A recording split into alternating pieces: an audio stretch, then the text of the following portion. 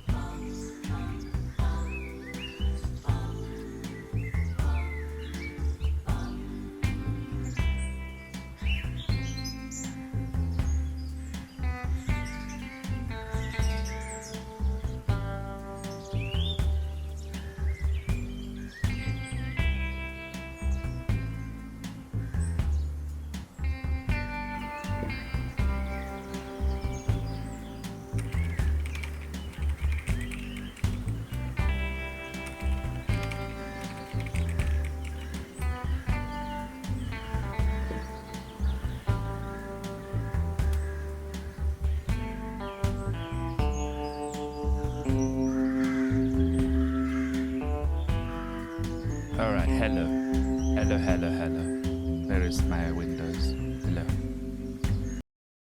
Hello? Hello. Hello, hello, hello, hello. Wah, wah. Alright, I'm here. I'm here. I'm here. I'm late. Because all my alarms were not there. Because I slept through them when the phone died. But I'm here. Hello. Welcome, everyone. That's why. Oh. Alright. There you go. Hello, Elliot. Good to see you. Yes. No, that's where I'm at right now. I woke up going, I feel really well rested. My alarm didn't go off. My alarm didn't go off. My alarm didn't go off. What happened there? What happened there? What happened there? Oh no. I'm late. I'm so incredibly late.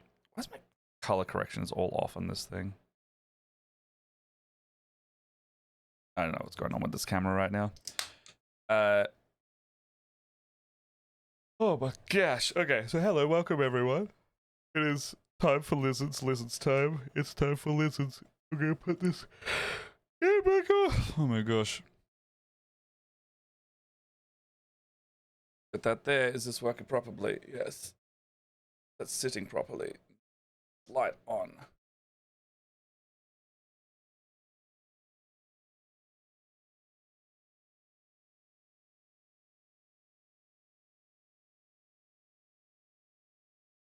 Hey, Bajak, how you doing?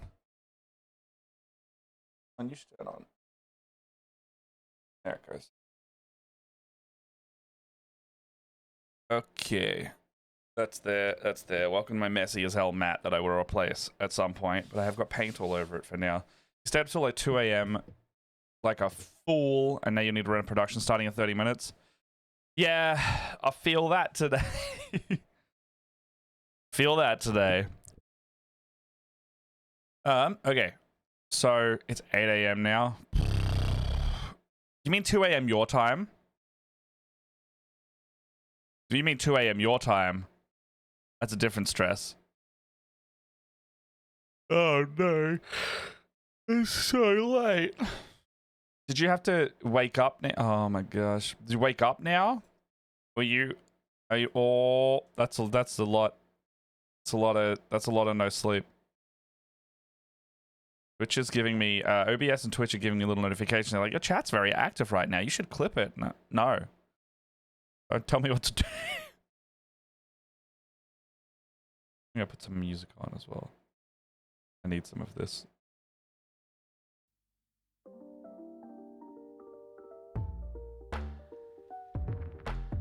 Thank you for the hydrate. Clipping my mistakes. Savage. Which are trying to encourage clips.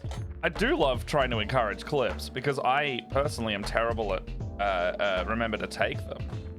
However, which telling me to do it is a different story, and now I'm like, I'm not gonna do it because you told me. Thank you for the breathe. I'm not gonna do it just because you said I have to.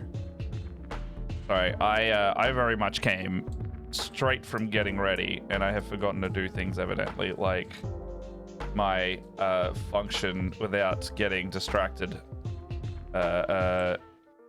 Little things I have to have. So, Twitch trying to encourage clips.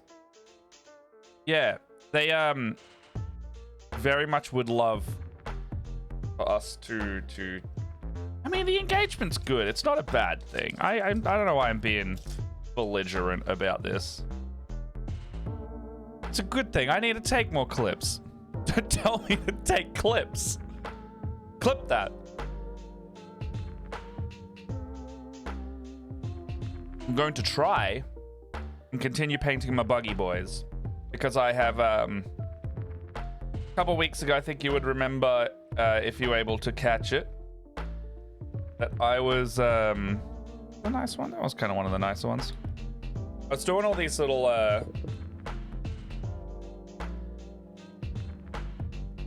you should clip that. I was doing all these buggy boys, but I was also doing all of this extra me being extra, giving myself extra work to do all of these little dots in here like bugs have on the knees, the hands, the back of the wings, the bottom of the wings, and on the head a little bit as well. This one doesn't have it on the head, but you get the idea. They are bugs with different random little dots on them. And I have finished all 10 of those. Well, that part of the 10. I got 10 little guys that have all got the dots on them. Then I need to do another coat of this very light blue on top to kind of bring that all together now. Me peeing extra. Oh. Oh.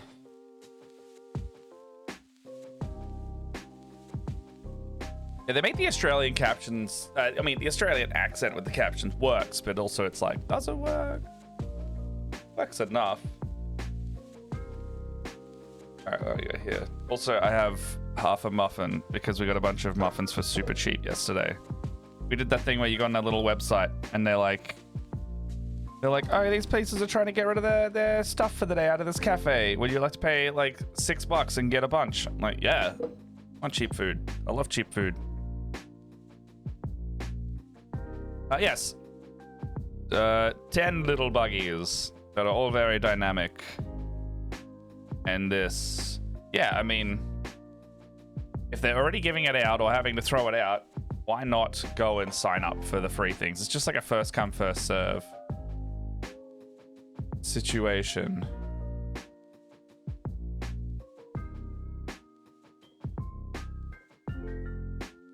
You share, yeah, absolutely share something cool that happened on placement. Yeah, absolutely. I want to see that.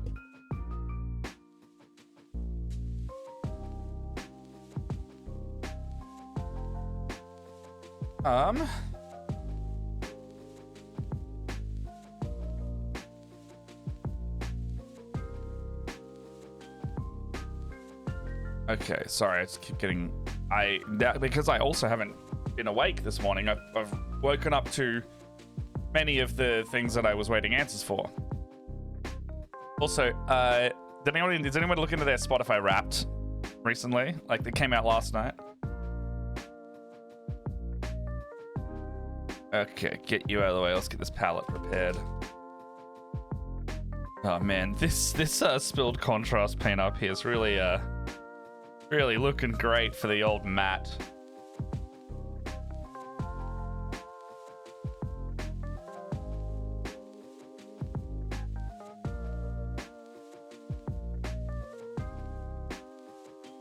But yeah, Vim, what happened on placement?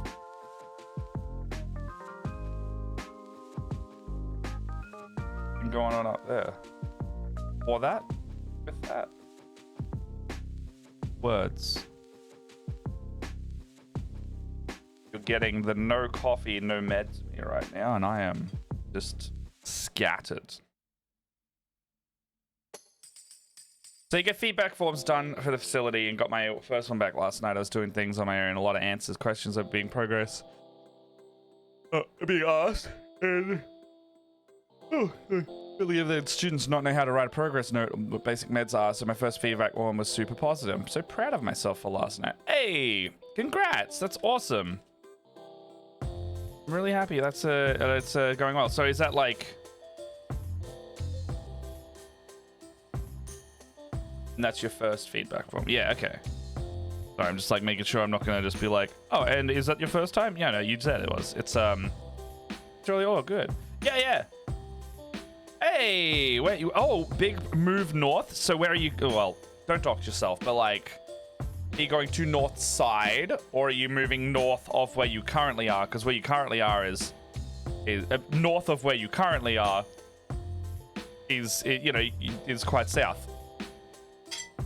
I'm also going to eat this muffin a little bit, so I'm gonna as I get my morning newses from all of you, I'm going to have a little muffin time.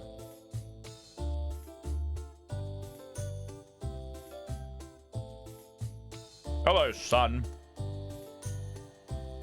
Hello. Oh. Oh, Lucky, you came in at a time, buddy. You came in at a time. Hold on, give me a sec. Why did I laugh so evilly? I laughed so evilly to seeing my friend come in the chat. Twitch, stop telling me to clip this moment. We're not chatting that hard.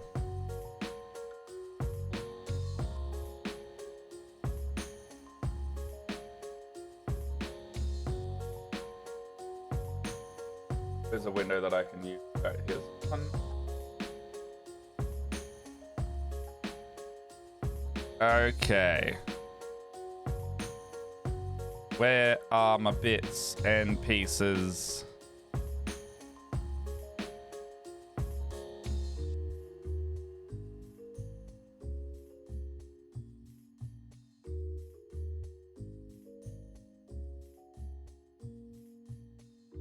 And then, where is it? Where is it?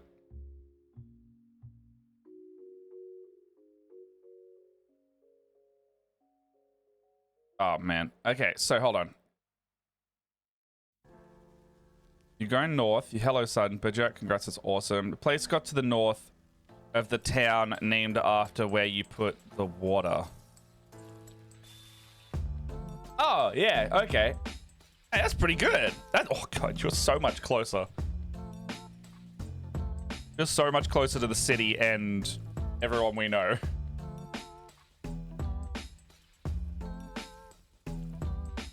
That's great. That's great. I'm glad that, are you happy with the place? Like, is it what you're after? Like, is it all, like, did you buy it? Did you renting it? Like, what's the story? Tell us.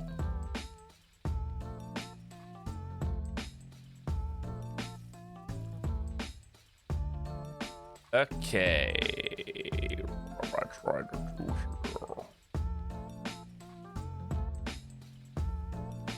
Okay. I can't find the last one. Maybe I'll just send it to myself.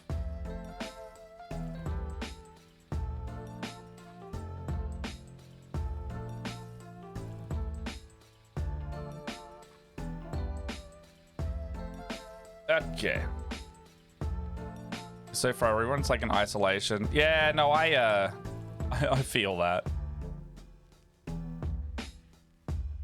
You know, I got a couple friends that are further out, and they I mean, we catch up a lot online, so it's like less so of that. However, what I do wanna cheekily show is this. I got an inside overlay window? Hell yes, I do.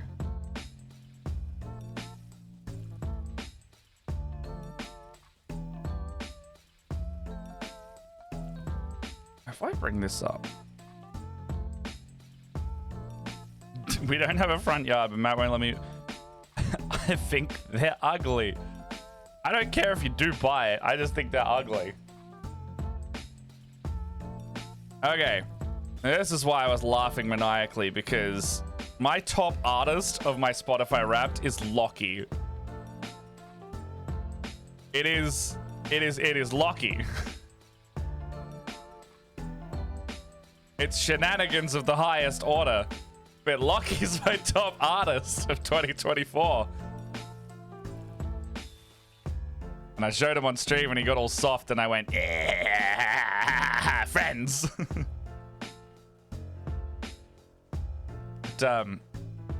Yes. Also, someone was dingling me on Facebook. I don't want to hear the noise.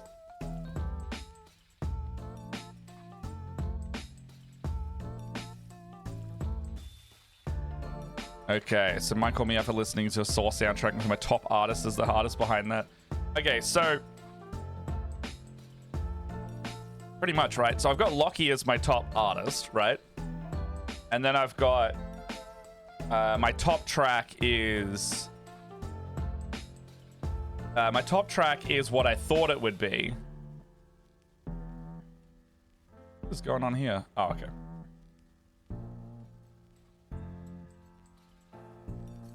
You know what's cool? I have my own special Spotify artist Wrapped. You can see everything. What? What's that? What's going on there? Did you make a little video? Did you make a little video? I want to see your video.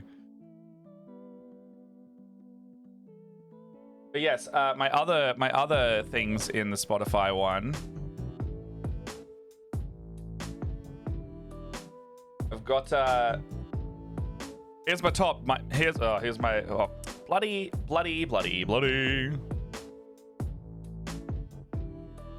Why is this not this sucks? Well, my top songs here. So you got like the old Transcendental Cha Cha Cha, because I knew that was gonna be the top thing. I listen to that way too often. There we go. We make this wider. You know what website or browser that fights me constantly? You win. You want this? You win. So I got the Transcendental Cha Cha Cha, Tom Cardy. And then straight down, we've got Beautiful Mind by Tom Cardy and Brian David Gilbert. Then we take a hard left turn into Good Luck Babe by Chappell Roan. And then we take another hard right turn to Hit Me Baby One More Time, but the Tenacious D cover that was in Kung Fu Panda 4. And then my top number 5 of the year is Teens in Space Get to the Spylux, which Lockie made for our Teens in Space Get to the Spylux series. Because L&L covers and Split the Party. And I think that's just neat. That I listened to one of our songs so much that it got in my top 5. And then we got into so much other stuff that Lockie L&L covers became my top artist of the year. The shout out to Lockie. And I also know why. It's because we play the Pokemon music, we play the other music. I listened to, there was a little stat in the Spotify that was like, here's Lockie, here's L&L covers you listen to, and the streak you listened to them was 4 days in a row. And I went, that's when Unmatched came out. Because I only listened to that for like 4 days. But yes.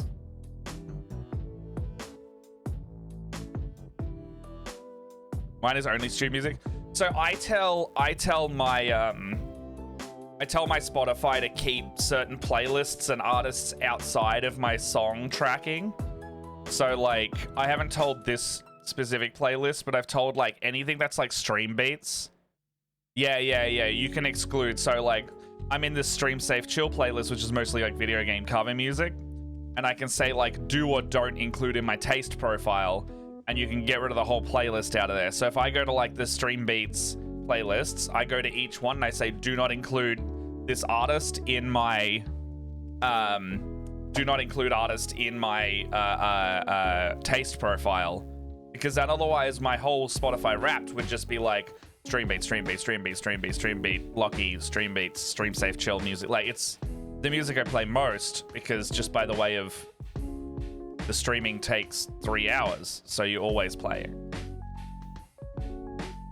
A little bit more muffin for the match. Ow.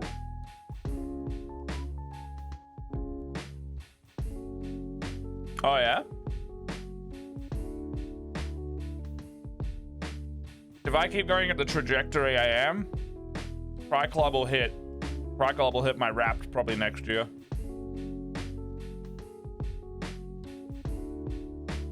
Because we play that a lot on stream too. Would you like to see and or hear while I eat this muffin? Hey Pats, it's all produced, right? Like it's all indie, so I could show the music video, right? We could show that. I'm gonna ask Heather. I'm pretty sure we can play it, right?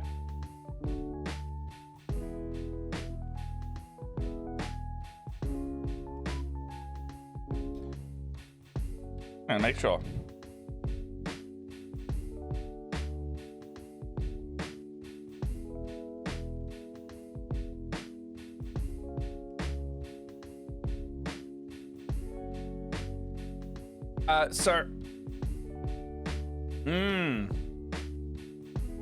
It might be asleep. Anyway, basically, Cry Club's put out a new song called High Voltage Anxiety, which I don't know if I've actually got on my playlist yet. It's 2 a.m. for me was a lot later for them. Yeah, that's 5 a.m. That makes sense. So, yes, they released a new song called High Voltage Anxiety, and it was on Triple J a couple days ago when we were doing the Dragon Break finale. They had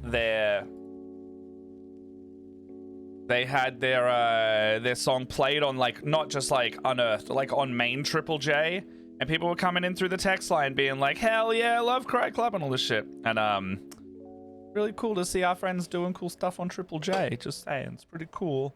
And I'm gonna try and load the music video for you, and if I'm pretty sure we can play it, right?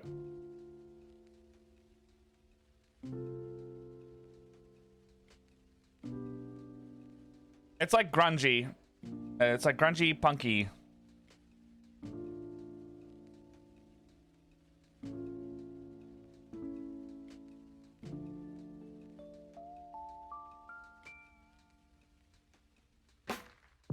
It's already had 15,000 streams. Oh, that's what I was trying to find earlier. How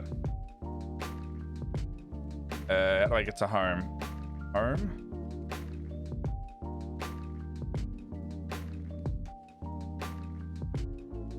What if it's weird. Cry Club.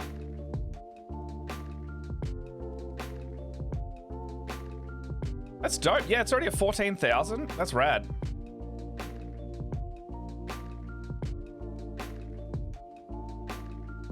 Well, the Spite Will Save Me album is also fucking sick too, you know, just generally. You know what? We're gonna put it on. Gonna put it on.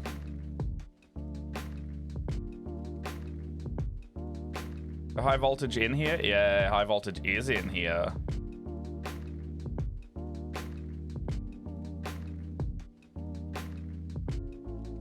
Alright, we're just gonna switch to this now. Actually, I'm gonna put the music video on first.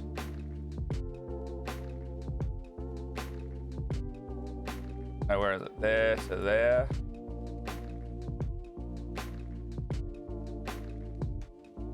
And we can see that little funky little video. We can see that funky little video. All right. I'm gonna eat some muffin while this plays, but enjoy this because they made this is like a indie produced, indie filmed. They edited it themselves. Like it's fully their stuff. So we got it down here. And then it was shot by Marcus Coblin. And then Cry Club is Heather and Jonathan. And you can follow all their stuff. And they are wonderful people. And you should go and see their shows. That's when's the show? It's in a few weeks. I think it's on like the weekend 14th and 15th. They have a live show in Melbourne, and you should definitely go watch it. I'm very cut that I can't go watch it. I think it's on the 14th. But I can't go see it. But I would like to. So if the thing we're doing on that Saturday doesn't happen, I might go. I want to go, I should say. Made this muffin.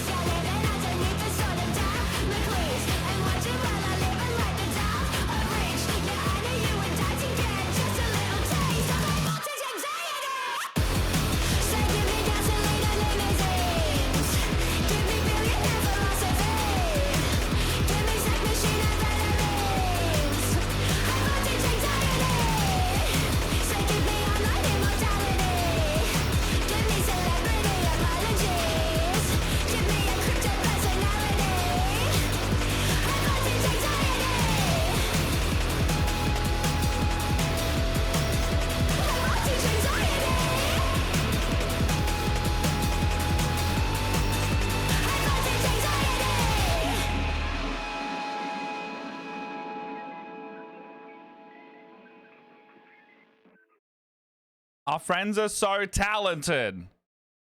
That's it. Our friends are so talented and skilled. Someone said very rightly to me recently. I used the word skilled instead of talented because something like they use the word skilled instead of talented because talent implies that there's a lack of like work done or something like that. And I was like, I don't disagree, but I think both words work. They're so good at it. Also, hey Shawnee, how you doing?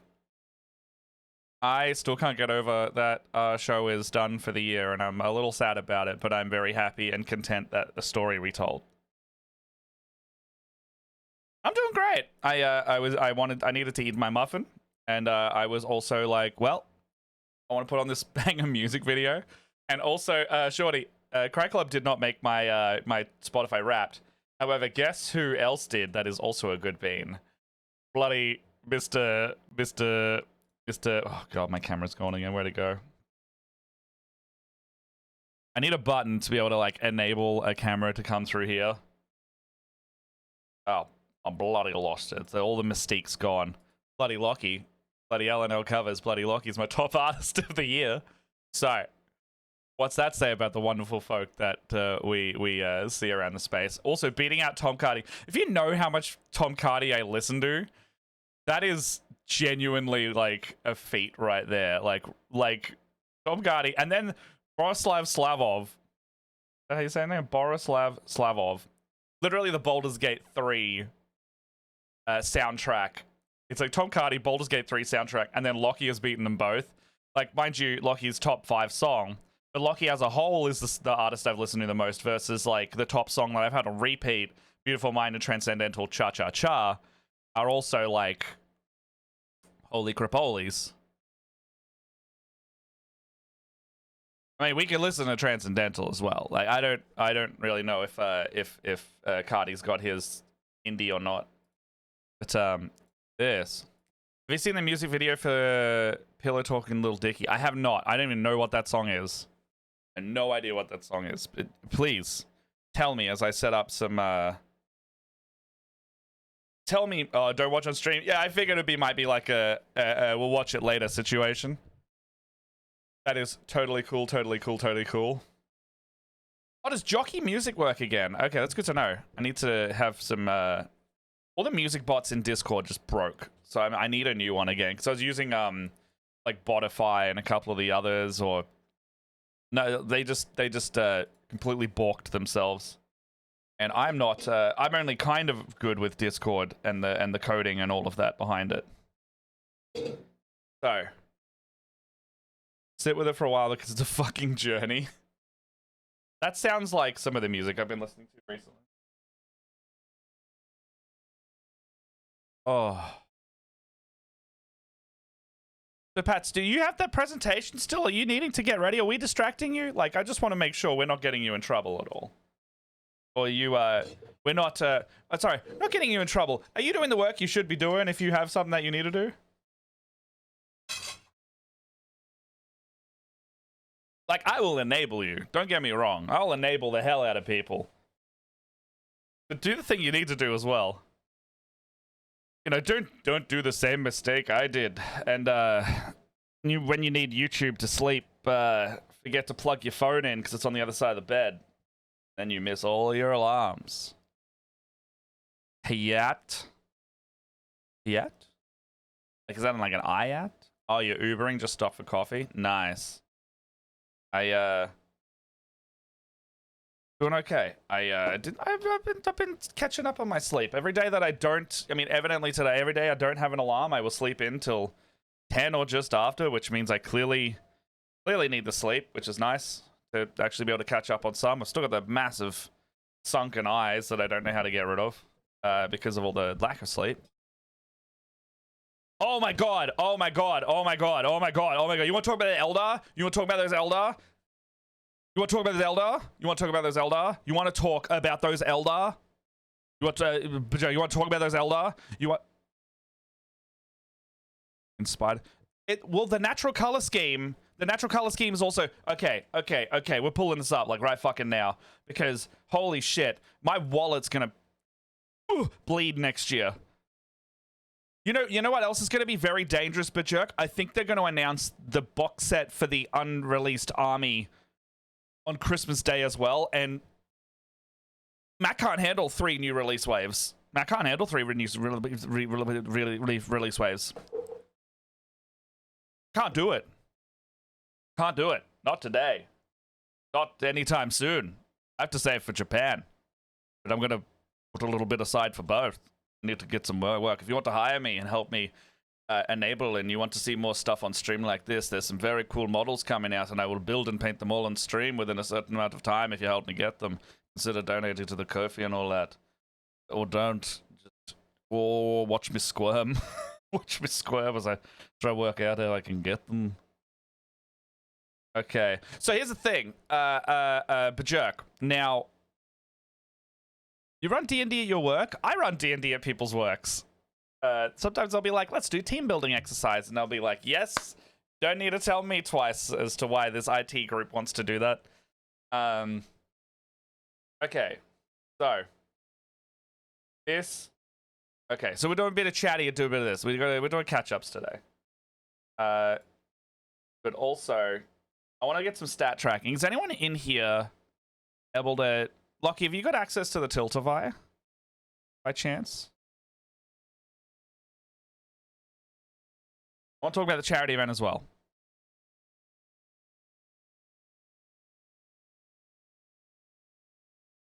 Where's the charity event? Sorry, my file organization structure is weird. It's not weird. It's dense because that. Are you able to go on the Tiltify and you're able to see the donation feed like just as is? Is that a thing that you have that public has access to? Or is that just my end? Because I'm looking to get some stats together, but I need some help because it's hard sifting through all of the data, and I'm not a data guy. Yeah, but not mid protection. This couple of weeks are a lot. Yeah, fair enough. Okay, so my gosh. The total raised in my fundraising lifetime in US dollars. Actually, I probably... is there anything on here that I shouldn't show? Not really. Okay. So.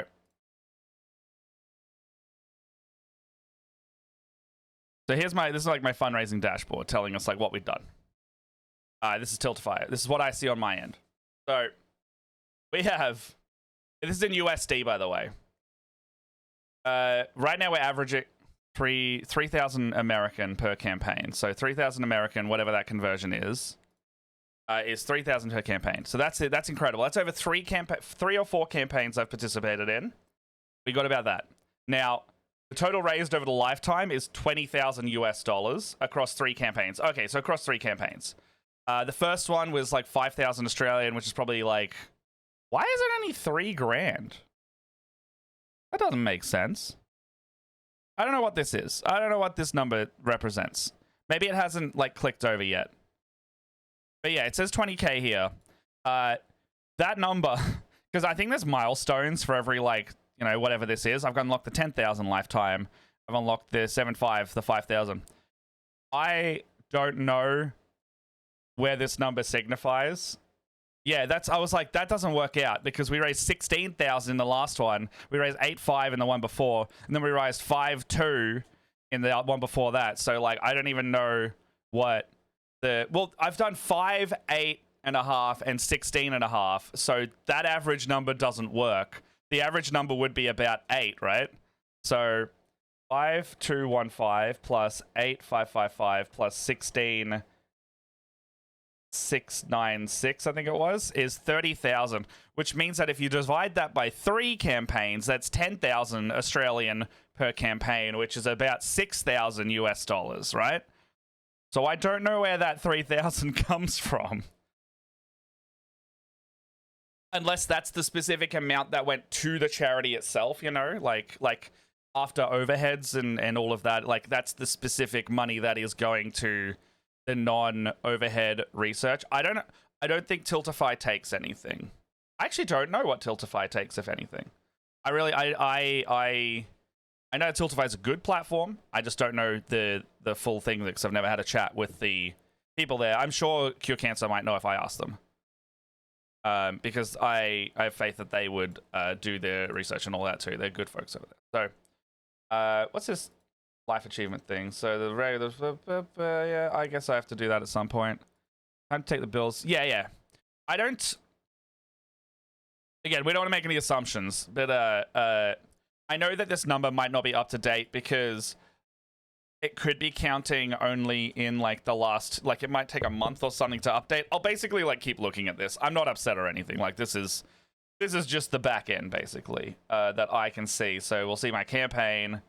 I'm just going to take this back over here just in case there's any information that I shouldn't put out there.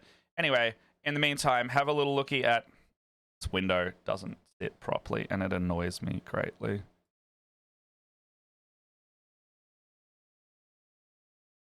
How do I make this conform to what I want? So does this whole thing have that rounded filter? No. What makes this have the rounded filter? Image mask, that one, this one, and then the camera big box thing. So I need to do this, otherwise I'm not gonna bloody remember it. So mask big 3 shadow, I think it's that one. And then we say alpha channel, we do that. And then we do this one. And then we do inside overlay window.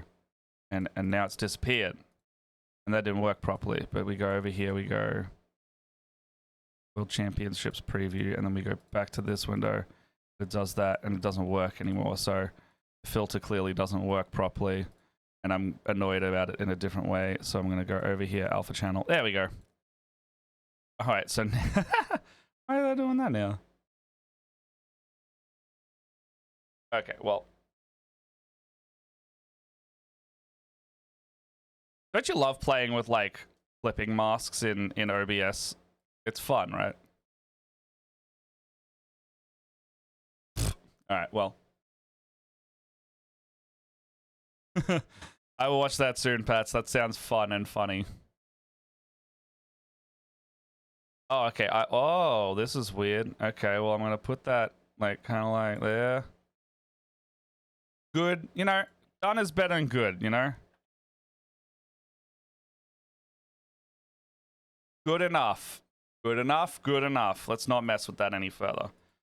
All right, so here's that. You can have that while I look at this thing, and I will start. Let's just play some other Cry Club because I like that shit. Let's put on the.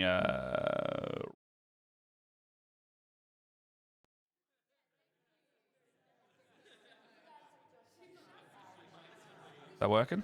Working. This album's just good. Just a good album. It's a good album. Okay, so I'll put all my business over here. Look, if we paint today, we paint today. We're just kind of hanging out right now. This whole disc offer would be good. Well. Hey, Promethean. Hey, Mr. A Piece of You is Forever at My House. In both a creepy and loving way. I will never let people live that down. Relevant to my interest. That is very cool. So Chamel's just put a really cool how to easily paint comic book. Oh, is this like? Oh, okay. Oh, cell shaded Warhammer. I have seen this before. I really want to do a painting challenge maybe with somebody, and do some of this. If anyone would like to come on stream one day and we'll do some like cell shaded Warhammer or like cell shaded mini painting, hit me up because it's easier than you think it would be. You just need to be good at you just need to know where block colors sit, but also you just need to know how to blackline, and blacklining is actually not as hard as you would think it is. But I've seen, that's a model I have, like he's literally over here normally. Really need to finish this guy. He's a oh well, it'd be nice if I could let you see them. Like that's this guy, right? I mean, I posed him differently, but you know, that compared to like that, both really cool in different ways. I need to do one of these in my own one day, like the bright poppy Borderlands-y style art. This one's really nice because they've actually gone and done, if you can notice it, they've gone and done, is my mouse on the screen here? You can see that they've done like stages of highlights, but they don't blend it. So you've got one layer on the highlight, you've got a mid-tone layer, you've got a shadow layer. So you've actually got 1, 2, 3, 4 colors there representing a gradient. And then you've got your black lining as the highlight. So instead of what you would normally do with a traditional heavy metal style edge highlight, your crisp highlight is instead just black. You just put a black line over the top of the thing, which is a lot easier than you think until you fuck it up and realize black is such a hard color to correct. So the skill in this one is just being neat rather than... This is probably like quite an easy technique if you're going to break this down into steps. And I really love the idea of doing it. And a model that I've done that you could actually convert quite nicely to a cell-shaded style is that Kroot I did during Pride Month, actually. That it's in Artsy Stuff somewhere. I don't think I replied to it. Do you mean like I replied live on stream, Pats. I look forward to it. Hey, if anyone wants to, I will be running streams every Thursday until Christmas. We can do if people want to come on, we can do like a community paint morning. That is totally cool. I will be doing, so there's 2 more left in the year because we have, Boxing Day will be the 26th and I will be out of town on that one. So 1, 2, 3. We got 2 more streams after this week. If anyone would like to do like a community painting day for like the last 1 or 2 streams of the year, I already know, I think Ash said they might be keen to come and do some painting like next week. So if anyone wants to come and do like a little Discord call thing and we all sit on stream and paint together, you know, we can do that. That actually sounds really fun. And maybe we can do like a little holiday painting challenge video day. That sounds really good. You want to learn the style or do all the minis I like? Yeah, I do too. You'll be down, but you work Thursdays. Yeah, you gotta bloody. Well, I'm not gonna. Don't take work off just for a stream. But Thursday morning's the easiest time because right now all of my plans are basically done until the new year in the evenings and the weekends. So my only time is chilling out during the day and/or streaming on the day. You know, with enough notice, I can do a weekday. That isn't a Tuesday. I'm happy to stream whenever. Like, now that I'm not doing the charity event, I'm just kind of doing stuff that's like upkeep. So I need to just like after this, I literally have like a little laundry list of like, you should get clips and you should do little small edits. So like if I do streams that are my regular ones, it's going to be either body doubling or like just because I feel like it's stream.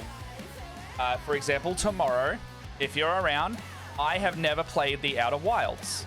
And I'm going to start from scratch, completely blind, no spoilers. You get banned if you tell me a spoiler strictness. I'm going to do a completely blind playthrough starting tomorrow of the Outer Wilds. So that will be really fun.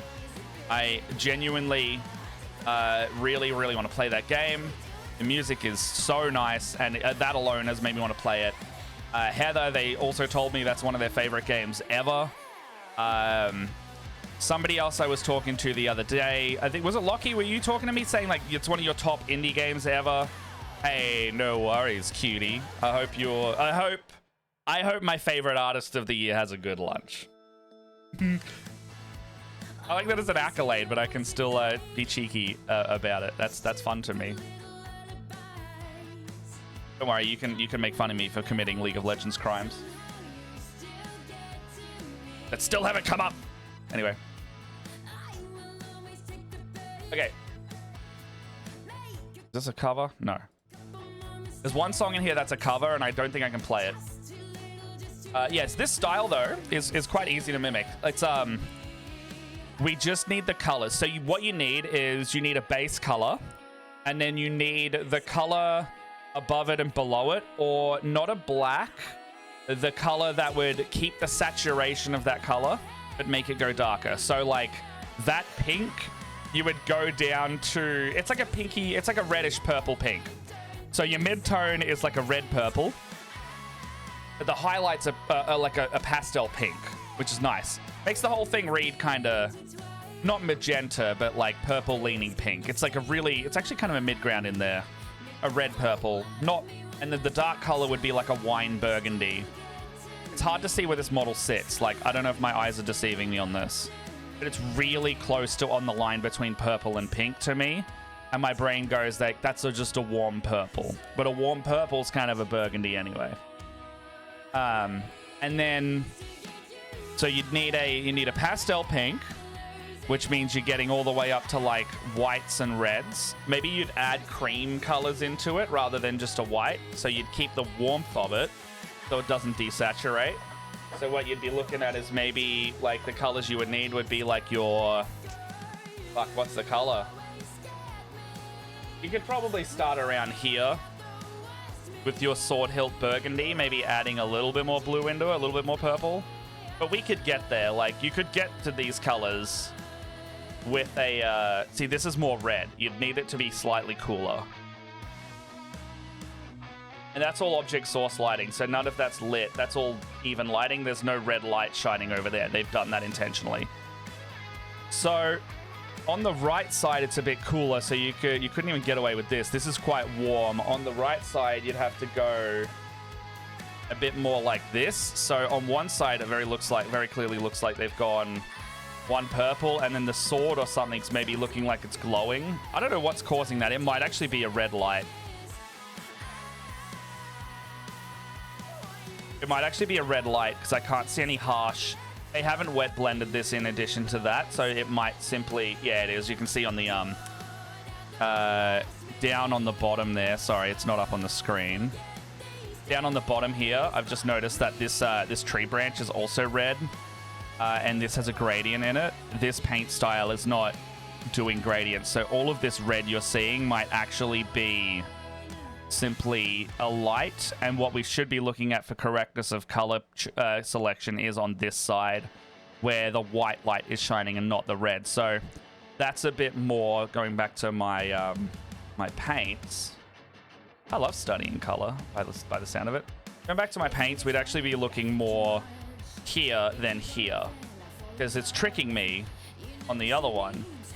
That we've got this burgundy here, but it's actually kind of lying to us because over here is the true color we should have, which is more of the bluer one I had. So we can get through that. And then to brighten those up, we'd kind of just add like a cold white or like it depends if you want to go warmer or cooler, really. That's cool. Berjerky's still around. We can look at the Eldar. Why is that? What's going on down here? Oh, the browser window.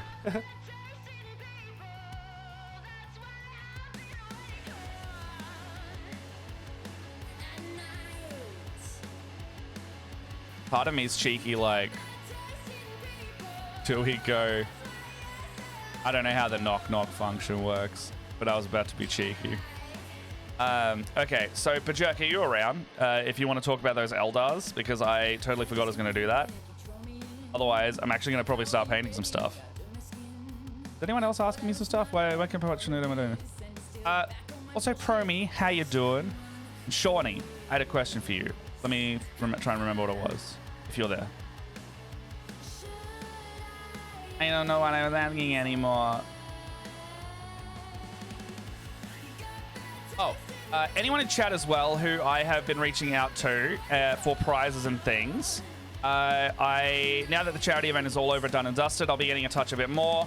If I owe you something to be shipped out, I need the address for that. And if you know, I have a couple people that I don't know how to get a hold of them. So I've been reaching out to their Twitch usernames, but the Twitch whisper function is only okay. So if you know, I need to get a hold of. There's a fair few, actually. I need to get a hold of Anokin OCE, Gazteca, Tokism, Naughty Little Bunny Boy, Naughty _ Little Bunny Boy, Tilia Quinn, Spondule, and Renreb and _. If anyone knows any of those users, can you let me know? Because I need I basically need to send them stuff, and I can't send them their wonderful, wonderful giveaway items if I can't get a response. And they're not in the Discord from what I can see either. So Tilly has the same on Twitter.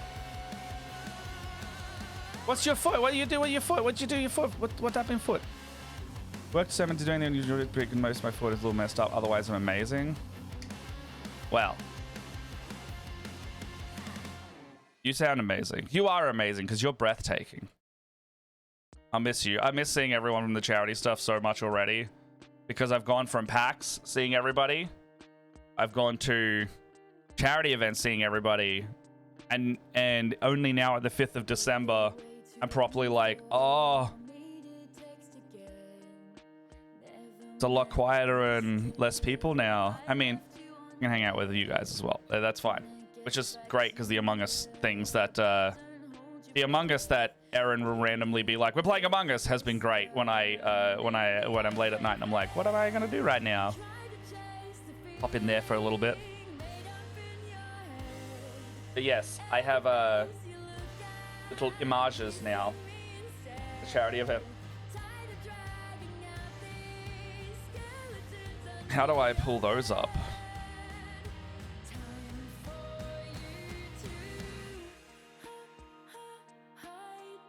I can. All right, sweet. Window capture. I'm gonna make myself sad looking at these. All right.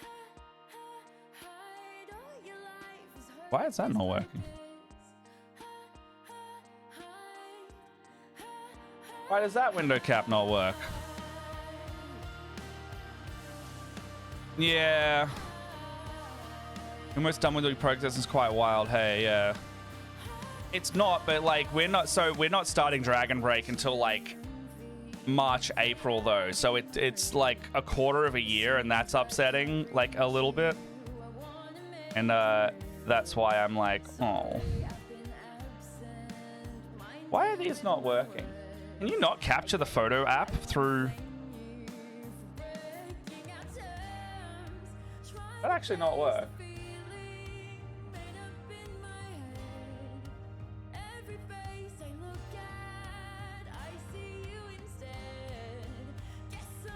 Really? Oh, interesting. I don't think you can just capture the photos window in Windows 10. Hold on, let me just yeah, wild. You just can't do that. You tripped over somehow, resulted in the pediatric equivalent of a cluster bomb. Strained it, bruised it, probably fractured it. TBC Friday. Dude!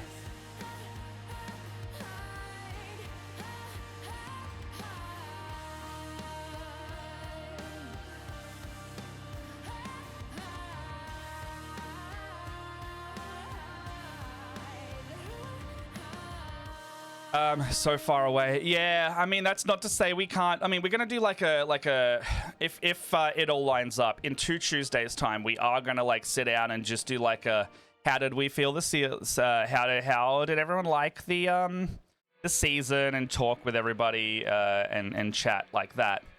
But yeah, it's over. Like Dragon Break, it feels weird that it's over for a bit because it was such a wonderful show. And from my standpoint as like show running and producing it, like it's probably one of the smooth, like Barovia and Dragon Break, I feel like have been really blessed in terms of like a nice production, because, you know, I started Barovia as like just a random casual, I want to run something long term on the channel. And that's been wonderful to have like a, I can muck that one up a little bit more because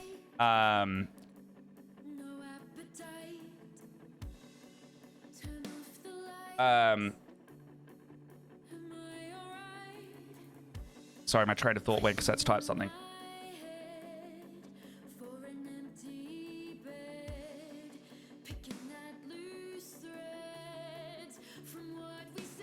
What was it? Help me out. I think trying to get this photo up is spinning me out. Maybe I'll just do like a slideshow.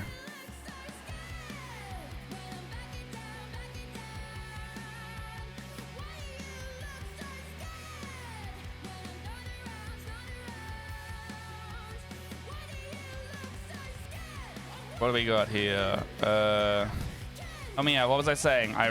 It's the thought's gone, please.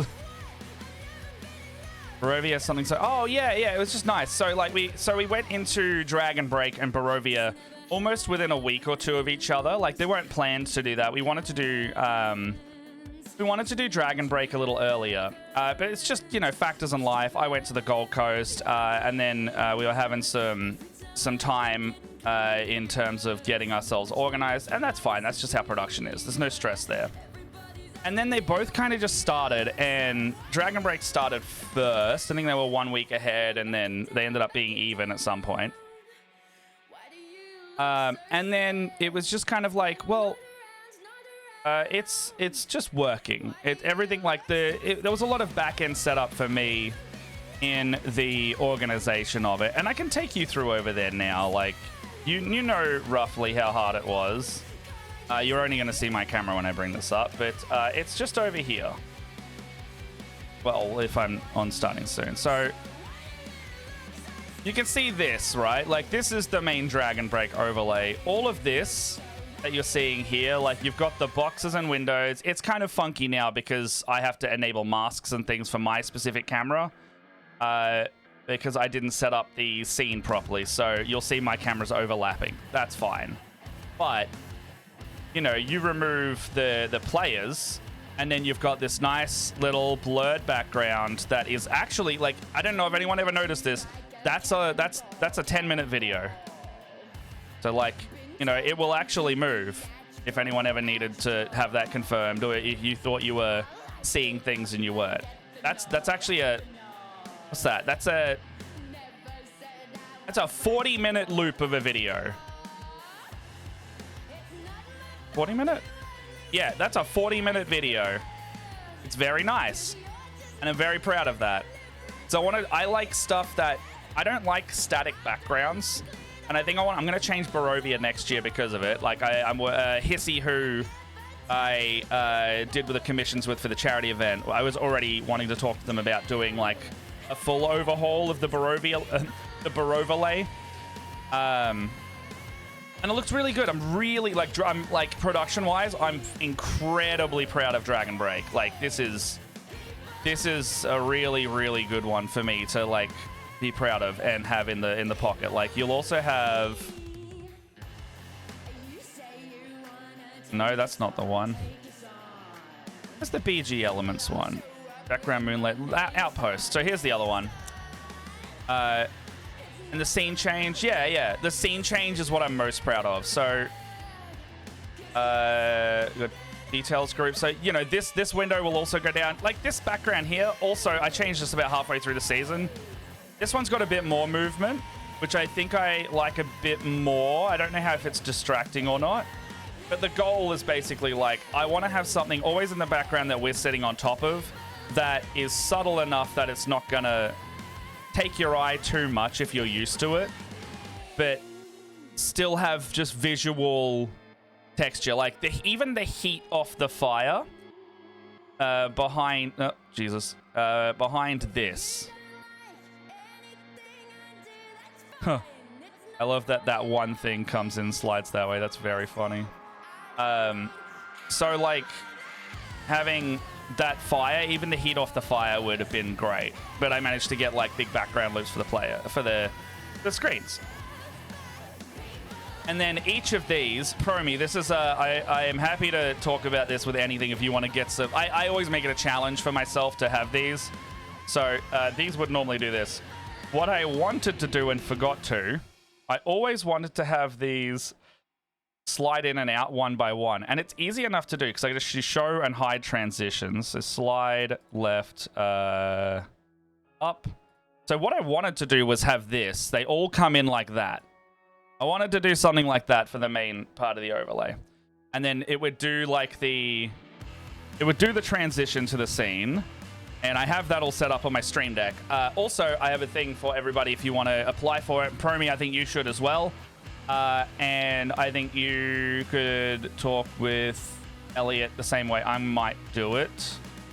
Elgato's basically taking ambassadors and partner applications again right now, and Elliot is a partner, so he was telling me like how they have been working together.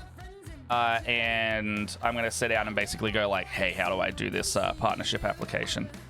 Because I want to come at it. I mean, and if you want to like kind of go in on that, Promi, and then we can like kind of pitch it as like an Aussie TTRPG thing, and then kind of just do the like, I don't know. We should talk about it. But basically, I'm going to pitch coming to Elgato as a partner or an ambassador of like, I want to use Elgato kits that I already use, plus like whatever else that they're happy to help me with, to specifically make TTRPG content in a really cool way. For example, Dragon Break's going to be part of my portfolio. I'm going to change scene to... Oh, hold on, what's the map scene going to be? Oh, well, I should have pressed studio mode. 6-player map. Okay, so... That's the wrong screen, but you get the idea. Map box, browser source. Browser source needs to be... That one. Nope. That one. Okay, so if we go over, you'll see it just walking you through this as well. The way that this triggers is all my filters, the radial menus filter. Did I just share the screen? No, I have no way of doing that easily. The way this works is it's a multi-key setup, and it will go blur the radial menu scene. There's a filter on it that I use a move value. I blur the scene. So I'll do it now. It blurs the scene. It brings up this animation specific to the scene it's going to. And this scene here for the radial menus. Is that going to cut my mic if I bring it up? It will. Okay, one sec. Okay, so if I go to the radial menu scene entirely, if I go straight over to this scene that I'm trying to press right now, if I go here right now, you'll see nothing. But it's actually got 4 files loaded in. Each one is a different video. And it just does this that I animated in Premiere. That's the whole video. So if it toggles on, it'll play. It'll play. Let's put a little Matt Cam scene in here. Let's put a little Matt Cam in. Let's put a little me in there as well. Okay, so I'm going to go down here. Oh, look, we've got a PewDiePie camera now. So if I was to just like enable this, right? You've got this, you've got radial ending, save game. I think this one kept not triggering. Either that or I didn't work maybe. Look, and so that I can't code. I do not code. I have zero, and when I say zero coding ability, actively avoid coding, I can't do it ability. So in this is animation. This is animation and timing everything. So my Stream Deck, I have set up that I press the button, it will blur this scene, it'll blur the scene behind it, and then it will go play this video. And then those are literally me in Premiere making like a 2-second video file where the arrow gets bigger, it glows a little with a little swirly effect that I green screened in, and then the font will get bigger and glow a little bit. That took time to animate because I had to animate that 4 times, 1 for each variation. So rather than me coding anything into making it do it, I basically hard-coded video files. I made variations and permeations of the thing, and as you can see, BRB isn't working for some reason. So now I have to make sure all of these work properly as well. So if I press that, it still doesn't work. I don't know why radial BRB isn't working. I'm always... Chantel, Promi, you tell me what you want to learn with OBS. We will learn it on stream together as a body double, or we will sit down in a call. I'm very, very happy to, because me trying to do this, I didn't know how to do this before I did it. I worked it out because I'm one of those like learn by doing. and then I implement that way. Like everything you want to do is so specific to the stream that you make. If that makes, yeah. Well, that's it. I intentionally go out of my way to do it. So BRB is there, radial map is there. So if I go to the map screen now, the way that this all works, and I have to check it every stream because OBS is so fiddly. If you use this as a main computer, you need to check everything you do every stream. So this will do that, and then when that animation's finished, I timed it using, you can't do this just in OBS and Streamer Deck. I have a program called Streamer Bot, and I have only been recommended by like Elliot Nictacular. Any streamer who's been around for a little while, they're like, Stream Elements is good. That's fine. That's good for your chat bots and some of your widgets. Stream Deck is good, but it can only do things in the order it's pressed. So if you need something to simultaneously press, you need Streamer Bot, which is how I do all of my stuff with my Lizard camera and all of these other cameras that you see there. Now, yes, Radial Menus now has my face in it, and Radial Menus sits on top all the time. So let's go back to the map real quick. So you've got like this here, and you've got my face in here now. But the scene change trigger is based on the map is okay. I'm looking at my. It's basically like a little list of do this. So it's like it's all do this then that. There's no like if this then that, but you can make it if this then that without having to use that website. And this software is totally free. Also, open voice call today if anyone wants to come in and pro me or Shawnee or anyone. If you've got time, just come and chill with me. I'm going to stream until like 2-ish because I started super late because my alarms didn't go off. But yeah, it's all of this is timed, and then a bunch of stuff happens simultaneously. And then after one happens, the last thing happens, which is the scene change. So the scene change doesn't always work the way I want it because I want it to go up and down, side to side, based on where it says in the map. Right now, I don't think it does that. It just goes to the... Oh, no, it just does the move action. So that's fine. With the BRB...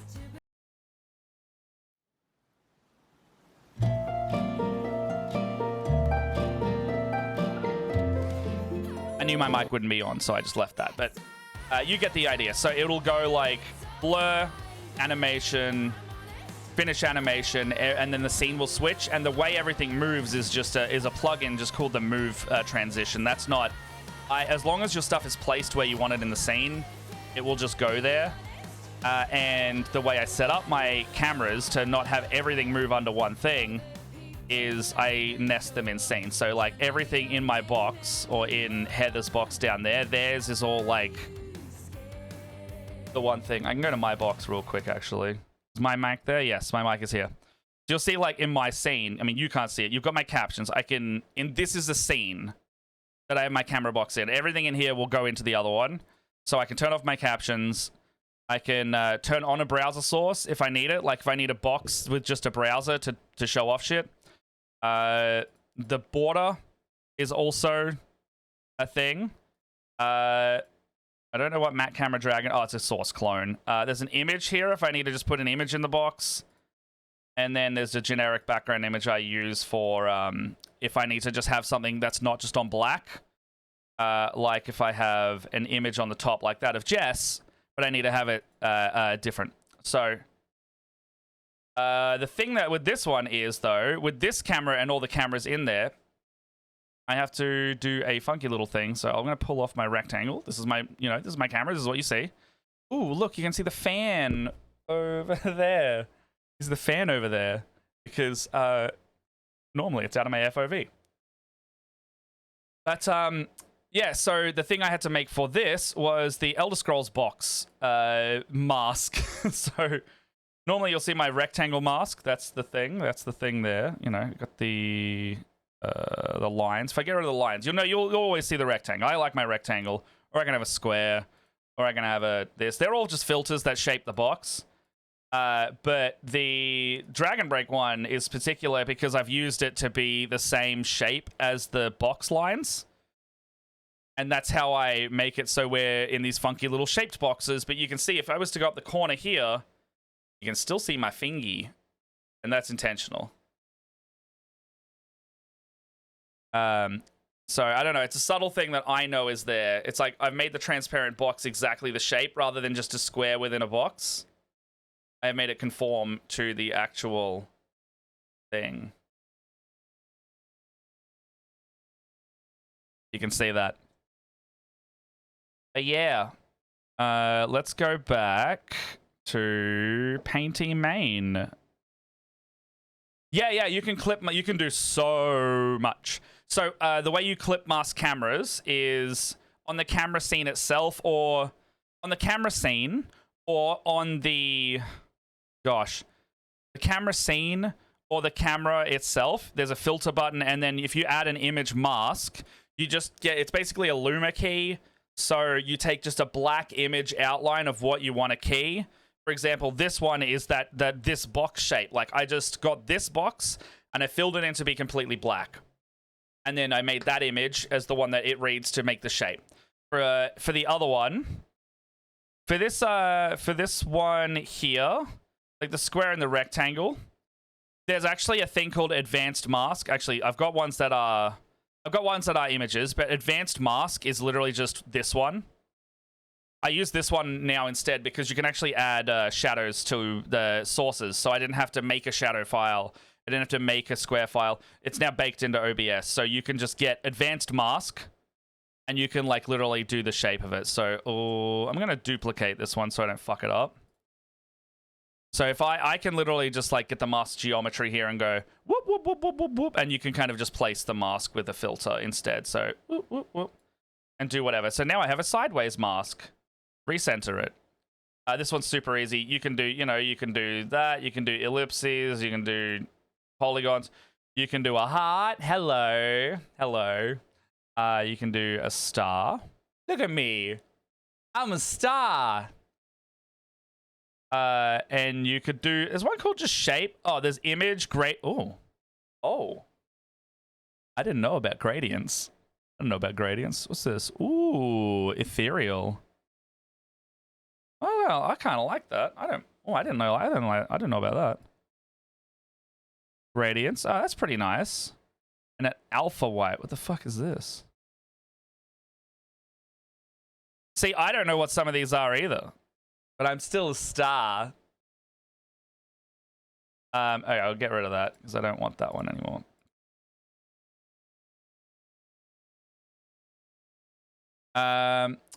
It's instead of a green screen almost. Kind of. Green screen would cut me off the background very nicely though. So different applications. But like what you could do is you could green screen yourself out and then have this mask on top. So you could have a background of a green screen that's not your regular and then still cut that into a shape, which would be nice. So I could be like, ooh, I'm still in the Elder Scrolls lands, but it's still just like that circle or square, whatever you want. Okay, let's go back to Painty Solo. And you can see now my camera.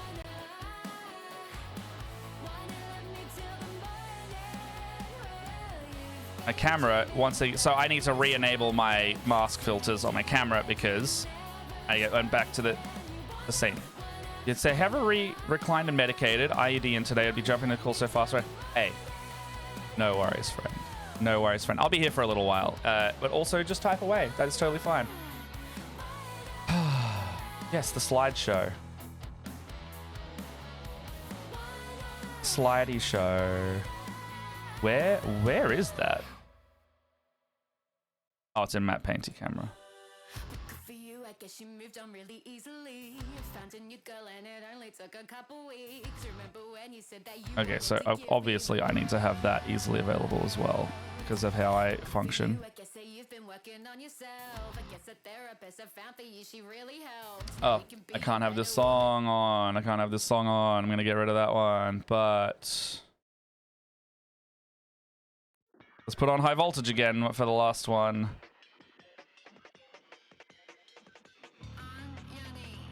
Alright, so we go back to here. Let's play that. So let's have a little bit of let's put that on and let's have a little looky at our charity event. So these are all Elliot's a bunch of these are Elliot's images by the look of this one. So you can see there's some that came from directly from the story, but like, you know, I really like it. And Dan and G's got the photos still to go up, but I really appreciate everybody taking a bunch of photos, because you saw me on the weekend. I couldn't do it, so I very much need it. Any social media you saw of us doing the games up there, that was all, I think that was all G or George, mostly G, I think, from memory. I'm sorry if I forgot anyone who also had access to that, but I very much appreciate it in any case. And some photos of us. Actually, let me just make sure that this slideshow is also not gonna... Oh yes, that was our tattoo time one.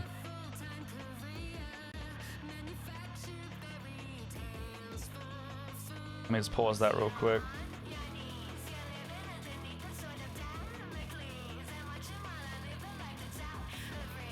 Making sure all the images in there are fine.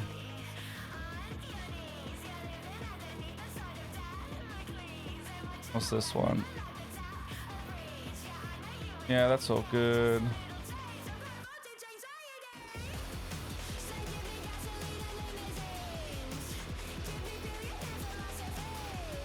Yeah, okay, we're all good.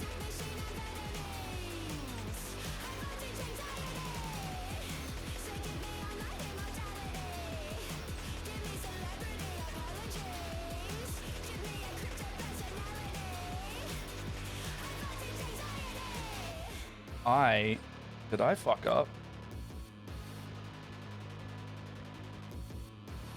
No, I didn't. I was like, did I take too much of my meds? I didn't.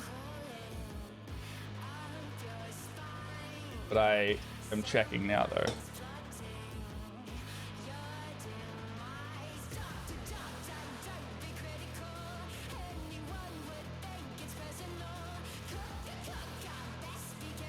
It is impossible for me to have taken the wrong amount because none are accidentally open. So I have taken the right amount, and maybe they're just working properly.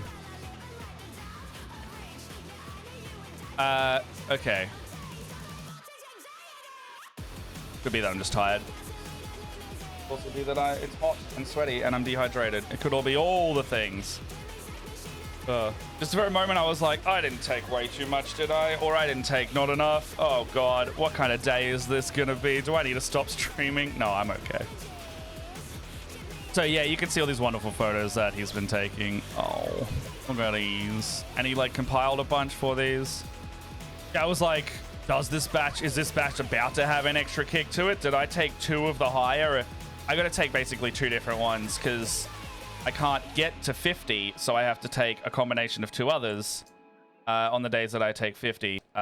So I was like, fuck, did I take two 40s and not a 40 and a 10? Because it would have been quite a bit higher.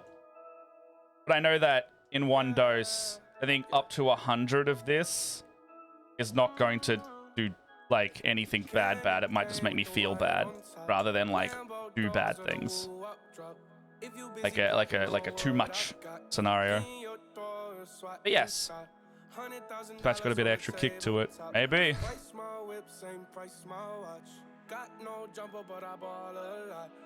The point where my doctor said, give me a 60 and mix it with water and drink to close to.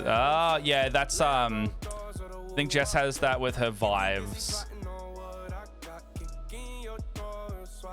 And drink to dose. Yeah. That's I haven't had that one.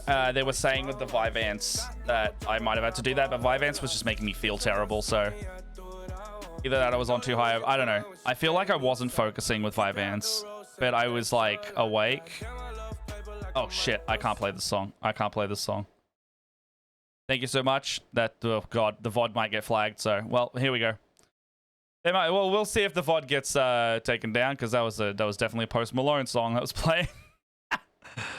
Let's go back to the stream safe playlist.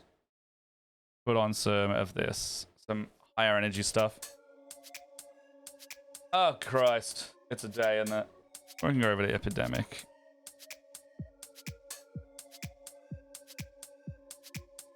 Thank you for telling me, because if the music just starts playing, I don't know, because I listen to this all the time, so it's just my music for me going like, yeah.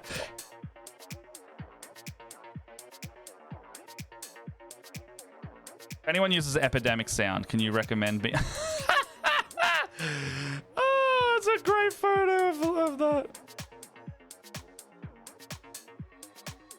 I'm scattered, I can tell.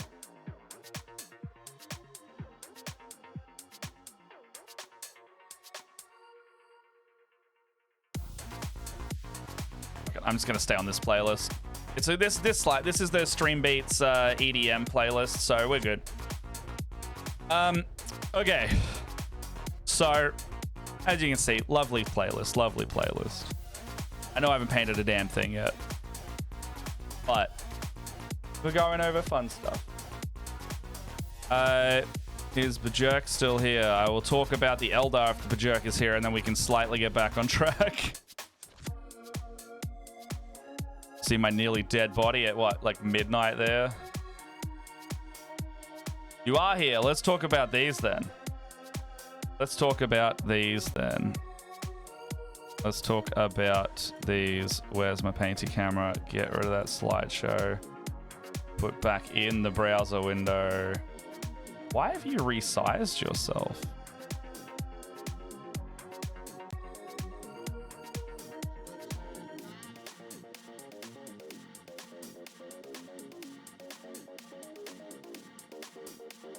What have you done here, bud? All right, let's just get that to screen and then make it slightly bigger. I don't know what's going on with that source.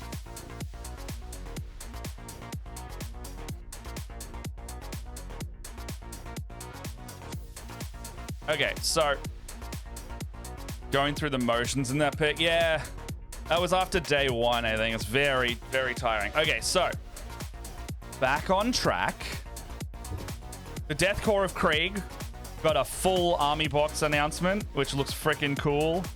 I really love these characters because they're like the gas mask. They live on a world that's poisonous to them breathing, so even their horsies need a little bit of respirator action. But you'll also see that they have kind of fucked up claw feet, and they look sweet. So this is the leader character. I actually don't know what's their name. Lord Marshal Varnan Dreer, and they all kind of like have this like, I mean they always kind of get called drabs. It's like Death Corps drab, Steel Legion drab. Their drab is like the color of their main color of their robes, and they all have like these kind of, they're like World War I era sci-fi trench fighters. So the joke is that they all carry a shovel around and they'll beat people to death with it. They're still Imperial Guardsmen, like they're just the Death World of Krieg, whatever regiment of them, and they're all Imperium, so you know they're all still Emperor aligned. They have the horses, you know, emaciated, irradiated horses. They will ride into battle. I think they're called the Death Riders. So yeah, the Death Riders, fast line breaking cavalry, charging headlong to defensive formations, and you get 10 of them in the set, and I'm like, fucked up horse guys, and they have like melter lances to just like throw at a tank and run away. Fucking awesome. You know, you got some guys, they're regular guys basically. They're but they're just special weapons guys with like shotguns and flamethrowers and a little drill bomb tank. I don't know what these are. They look fun. I've got a squad of the regular Death Corps. They're great. And then just the biggest fucking gun you can imagine. Just a big artillery. Like, I don't even know how big that platform is, but it's got 3 of these guys on a 25mm base sitting on this. The drill's a bomb squig. You're right. It's the equivalent. It's just a little guy that's going to blow up, and it's always that. But yeah, something about a massive artillery platform just sounds fun as like a painting thing. Because I'm not into like the World War II history model stuff. Like, I need some different flavor to it, but like sci-fi Death Corps big gun. Make it sci-fi bit better, maybe. You know, cool codex with the Death Corps marshals on it. And then they've got their command squad, which is the Commissar with the Power Fist and those bits. Can you like scroll left and right? Oh, you can. Okay. What am I doing? Okay, so you got this guy. The horses. Horses. Everyone is a liar in Warhammer if they're telling you they aren't cavalry people, because bikes, horses, everybody loves them. This faction's entirely dedicated to the horses and the riding of beasts. They're cool. They're so dynamic. This one's about to stick a javelin in a wheel.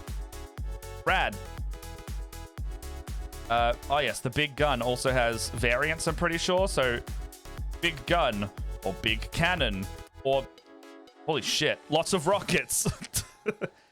Or quad gun. What else we got here? I think this is the command squad. I really like this banner because that's a molded banner. Got bullet holes in it, and you can see the wreath is 3D. This is 3D. I don't know if the Krieg is 3D. Oh yes, the 143rd Company is specifically Krieg. And they're just rad. Like, I really like the look of them. I really like it as well when they have like skulls molded into their rebreather masks for the pseudo intimidation, and then they still, after all of that, have their apothecary looking character with like a...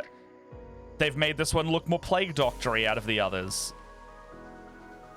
It's just cool, and he's got a thing full of blood vials. I think it's sweet. And then they've got like their little I'm on a cart heavy weapon platforms with a big las cannon and flamer and stuff. I just think it's rad. So they announced this box, but then straight after they announced the Eldari army in the same preview. And these models, and I kid you not, the oldest models that have not been updated in Games Workshop history are in this batch. Now, the Fire Dragons were not one of them. They're probably 20-year-old models. And I actually have one right here. They didn't change them too much. They just updated them to be nice. So, where's my painty camera? My painty camera's here. So, if you were to look at that, and you were to look at this. This is a metal one from the original release wave. This is a metal one that I painted over Christmas. It's the same models, right? But they have a classic look to them. Like, this is the original, you know, this is one of them. This isn't the leader type. But if you were to look at these guys, they haven't changed much. They just got kind of updated with detail and being more dynamic. If you were to go between them, like, I've painted them pretty exact. So 25-year-old model in metal, new plastic kit. Like, that's what we're looking at. And I gotta say, that orange is a delight to paint. It's so poppy, it's so nice, and you can see like the shading I've done on it is just like a really nice, like, deep contrast orange paint. Oh, everything about painting these guys was awesome. You can see the minor differences. These designs have held up, yeah. Like the Striking Scorpions, all of the Eldar Aspect Warriors, they're just amazing. And they all come with their little shrine to Khaine, different pathways of getting to them. But yeah, these are the tank killers, and the leader is just freaking sweet. You can also now assemble them with an axe and a pistol, or this, I think it's called a Dragon's Breath Flamer, like just a bigger flamethrower thing. But that's not all. This is just one of them. They had like 9 things announced. Azerman, who is this is a Phoenix Lord, if anyone needs to know. These are the special characters. So each of the Aspect Warriors will follow a shrine to that aspect, and then there will be a leader that is on that shrine. So now this will be... this guy got leaked a little while ago. His name's Fugan, the Burning Lance. I'll try to find him. And so each of the Aspect Warriors will have a pathway that they're following. Now, what that then means is... Oh, there he is. Fugan... Okay, is he just further down here? Might just be down here. So what that means then is each of them get like a character model. So Eldar got shitloads of characters. This guy's called Azerman. He's one of the ones that didn't get an update for the Dire Avengers. The Dire Avengers are just like Guardians, but blue and a little bit better. They have not got a refresh yet, which is surprising to me, but I wouldn't be surprised if they get like a Kill Team upgrade sprue, I think. But he's cool. He's one of the only Eldar that has like a molded face mask, if you can see that. It's not really coming up here. Oh, it's kind of down here. You can see it. Yeah. Next up, we got the Swooping... So I'll go to the Swooping Hawks regular. So next up, we have the Swooping Hawks, also a 20-year-old model. I didn't finish the one I was painting over there, so I can't really show you the comparison. These models did not hold up as good, but the new ones are looking schmick. They're looking Get out of here. The new ones are looking very nice. So you got, that's just the leader. That's not a character model. That's just the guy. And then you've got these super dynamic, just, you know, winged specialists that will float across the battlefield and deal out. They basically got sniper rifle, laser. I don't know what they're called. They're called like Talon, Talon shurikens or shuriken talons. It's something like that. But they have basically a long range shot of a gun. They will float around the battlefield. This is their character called Baharoth, or what's his name? How do I pronounce this? Bahareth. So this is one of the first Phoenix Lords were there. This is their character here. This guy is the Swooping Hawks Phoenix Lord. Well, this is not working. And he is gorgeous. Absolutely gorgeous. Super high. Got a really cool blade. Got a specialized rifle. And he's just got these really nice kind of feathery motifs to it. Everything about this model is freaking stunning. And I really hope they do an army box for this, but I have a feeling they aren't. Now, these are the models that were 30 years old. These are the Warp Spiders. By the way, this is the faction my brother like went, you know, like just like I'm a Tau fanboy, my brother was a fanboy for the Eldar. The Warp Spiders are the ones that were the 30-year-old models that didn't get upgraded. I never got any ever because I was like, surely they'll bring out new models soon, and then it was 15 years later. What that meant was now that we got the update, they are looking great. Again, they already looked good as models. They just needed an update. So this is the leader. You can assemble him in a number of ways now. You know, they all make them as well have like... The Warp Spider leaders usually get... Well, these are 30 years. These are now no longer the oldest model that has not gone without an update. So the spiders, you know, the leader gets 2 extra arms. He can have some blades, and he can have some shooties, or he can have some shooties and an extra gun, or he can just go all blades. And then you get then you just get these guys. They like have teleporters, and they jump around the battlefield, popping out. And if it's anything like what happened to me at Ark, absolutely fucking shredding your enemy, me in that case, and then disappearing to go and fuck up someone else. They are very cool. Their whole thing is there. Now, the cool thing is that. The extra cool thing is that they didn't have a Phoenix Lord character until this release. Never in their history have they had a character model, and we got her, and her name is Lycus. She is the newly announced Warp Spider Exarch, who has not just 2 extra arms, but 4 extra arms like a proper spider. And, but Jerk, you said I want to paint him in Spider-Man color scheme. Well, the Warp Spiders are already Spider-Man colored, but this is Miles Morales colored, if you were to go down that route. So you already got what you want there. But yeah, she's jumping out of the webway, already teleporting out, like she's about to stab you with this massive blade and these 2 little blades underneath. And then she's got some guns on the top, some little web spinner throwers that just shoot electricity at people in like web patterns. But yes, she is literally teleporting out to kill you. With these, also these mandibles on the front look awesome. I don't like spiders, but spider motif Eldar, fantastic. But yeah. Unbelievable model. I think this is one of the best received models this year. It is stunning to look at. Very, very nicely done. I can't get enough of that one. It's so nice. What else have we got? Oh, that's it. So we got 3 new characters and 3 new squad refresh. 4 new characters and 3 new squad refreshes.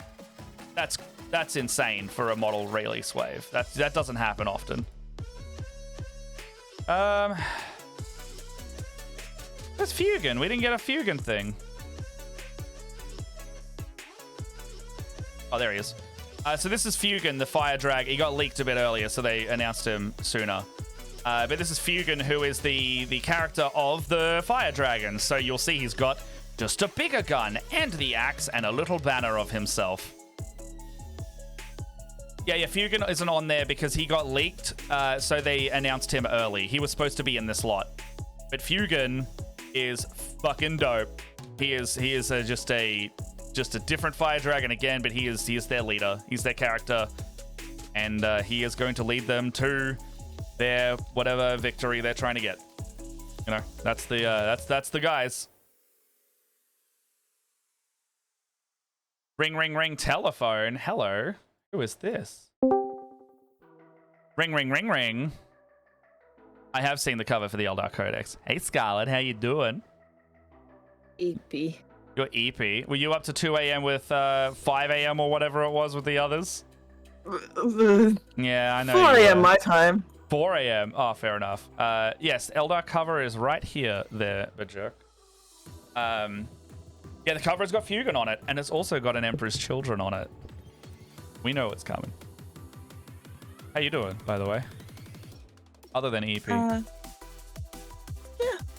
all right.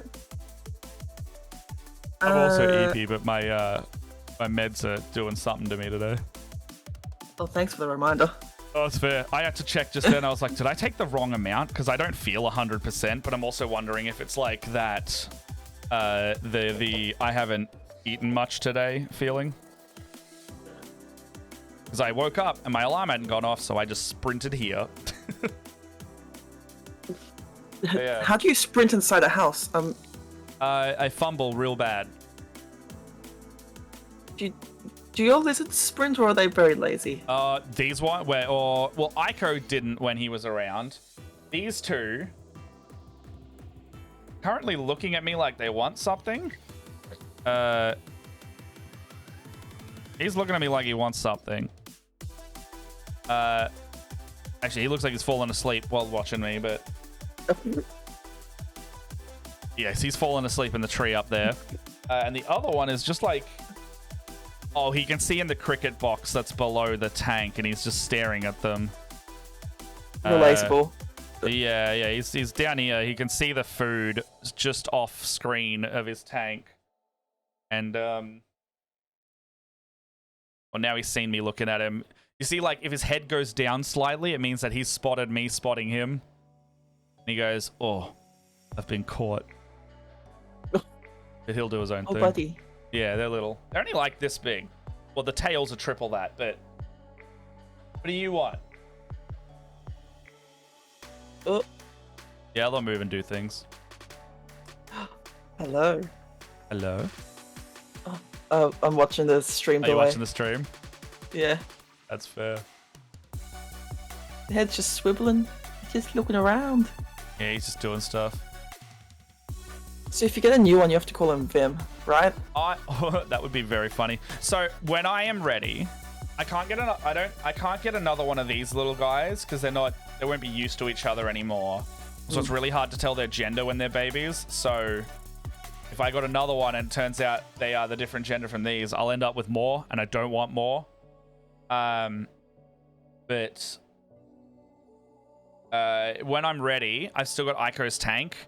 But even before I wanted Ico, my Bluey that passed, the one I wanted was a bearded dragon. So I will be getting a beardy at some point, and I will need a name. And Vim is not a bad idea because that's cute. I like small names. So that could be on the cards. But that's like a when I've gone to Japan, when I've come back from Japan, when I've settled down a bit. I also need to buy a slightly bigger tank to get a bearded dragon because I want to get a baby. Well, Ico's tank's a 3-foot tank, 90 centimeter, right? But the beardy needs just slightly more. He needs a 4-foot tank, which is what Ico. Oh my god, he looked in the camera. That's so cute. The beardy needs slightly bigger, and then Jess has got the snake, and we stack the tanks. So we'd both have to get a 4-foot tank, which isn't a bad idea for Callus to have a slightly bigger tank. But yeah, it's like purchases and setting them up again. And I also need to be ready to have a new little guy because I've already got 2 little guys. Yes, that's very good. Just like looking at.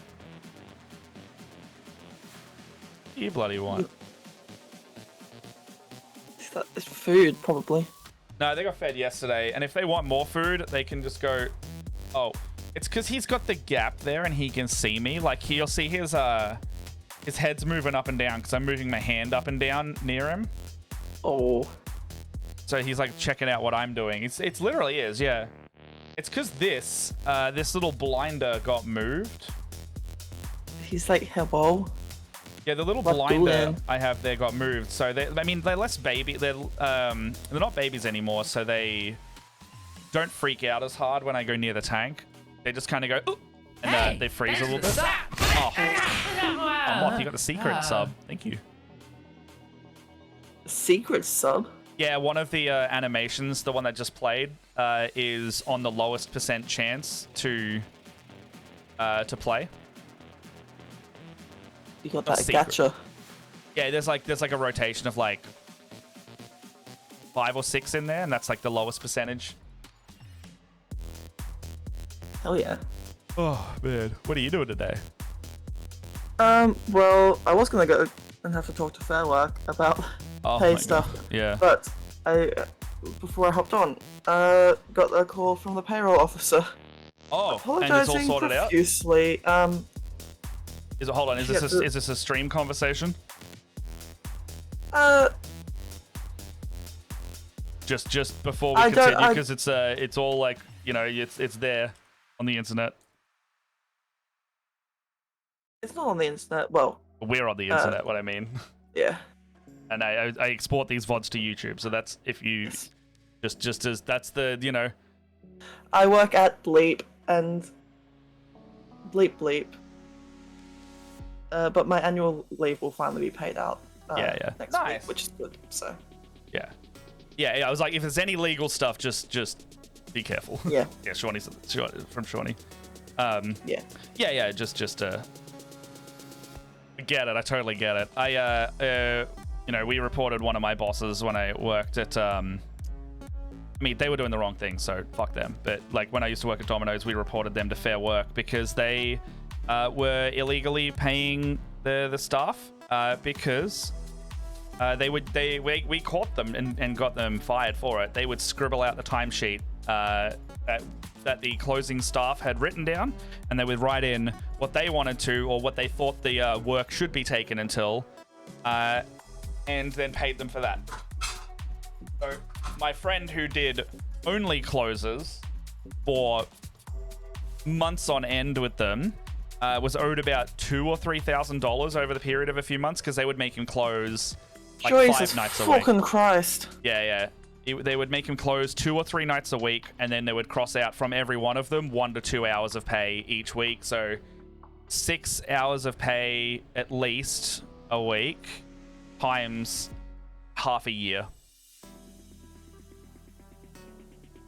Fucking hell. It was like it was not a small amount of money, and yeah, they got very fired after that. Actually, we got the area manager fired, and then the manager fired as well, because the manager was also like, you know, In on it? I don't know if they were in on it. They may have been in on it. I would assume that they were because they didn't do anything about it. But we also kind of went above their head because we didn't like them anyway. Because they would constantly, you know, us as a bunch of 20 and 21-year-olds, we were like, we need more money. We are at uni. We need all these hours. And they would always preferentially give them to the like 30-plus-year-olds one person in the store. And we found out later it's because they were doing stuff in the cold room. The manager and this guy were doing stuff in the cold room. And we found out because the assistant manager had walked in on them a few times and then made jokes about it to us because we were like, that's fucking yucky. So we didn't exactly want to tell them because they were going to do that. I called the guy racist one time and he fucking went ballistic at me and I was like, don't be racist. Yeah, like that. In the cold room. Like, not like the full that, but like the you know, one person. Yeah, they were having a taste of the pepperoni Oh no. in the cold room of all places. In the cold room. Ugh. Yeah, it was fucked. It was real yuck. Right in front of my. No cameras Not in the salad? cold room either. That's how they got away with it. Sorry? Right in front of my salad. Yeah, so Like, don't go to right the on top of- Domino's in inner North Brisbane. Oh, okay. I mean, it's been 10 years. It's very I was gonna- obviously gonna say- different now, but Hopefully they've sanitized that cold room. I was getting a different type of meat on your pizza. with extra creme fraiche. Ugh. Yeah, I knew what I was getting into with that comment. G'day, Alex. Yeah, it's a bit yucky. We have a moth in chat. Okay, me. It's a slappy moth though. So yeah, Fair Work sucks. I mean, Fair Work doesn't suck. Shitty bosses suck. Having to go to Fair Work sucks. Having to go to I've reported a few of my old bosses to ACCC. Basically, like I had an employer as well that basically paid me wrong during the JobKeeper phase of COVID. Like, for one, they treated the pay the government gave them to keep me around as a reimbursement. No, sorry, not a reimbursement. As the money they were supposed to give me. When what they were supposed to do, and every boss was supposed to do, was pay you and then be reimbursed that money later. But then they also were like, oh, we're going to make you do a bunch more hours because we're giving you the equivalent of 20 hours work, full-time work's pay here. And I went, no, I'm contracted for 10 to 20 hours. So I will be doing that. And then they kept fighting with me and not paying me correctly. So I just reported them to the ATO. Oh my god. Yeah, needless to say, me fighting with them every month, suddenly at the end of one of the JobKeeper months, they're like, oh, we're just gonna not continue the contract. And I was like, well, not exactly wanting to do work for you, but fuck you anyway, I guess. And then they didn't pay out the last of the JobKeeper. Like, they still owed like a month and a half on it. And they just ghosted me. Because they were like, oh, just talk to the owner of the business. He handles the business side. And I emailed him like 3 times. Never responded to me again. Hey, Fort, by the way. Owner's house. Sorry? Just turn up at the owner's house with a baseball bat. Not worth it, honestly. Just like... They're very clearly scumbags. So it's like... by the end of it, I think I was down about...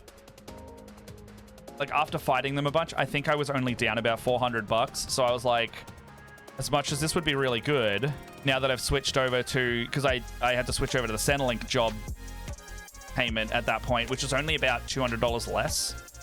So I switched over that pretty quickly, and then by the end of it, I was only about $400 down. And I was like, is it really worth hassling them this much for ultimately, like, a smaller amount of pay that I did end up getting just through a different means?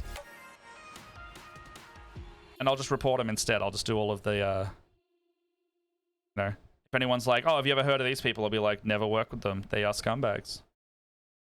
And that has come up, surprisingly, a few times since doing the pro DMing thing, because I go to school holiday programs and stuff like that. And they'll be like, oh, we had these people in. I'm like, don't get them back. You know, despite all of the pay issues, it's still not the worst employer I've worked for. Yeah, it's still not the worst. Oh, yeah. I mean, careful on that one too, because that also could be legal. Oh yeah, I'm not gonna be saying any more, but it's the little things in life, you know.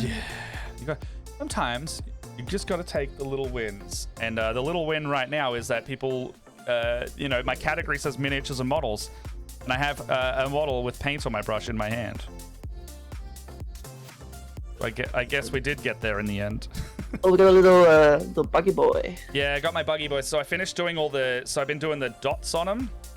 If you caught the other ones, where like I'm trying to do like that insectoid thing where they start the darker color in the webbing and then go like into like the speckly pattern, and it's on the hands, knees, legs, This model not as much, but I have him on the antenna and a little bit of the back of the head as well. But it looks really natural and nice, and I need to do another coat of this super light blue to kind of blend it all together.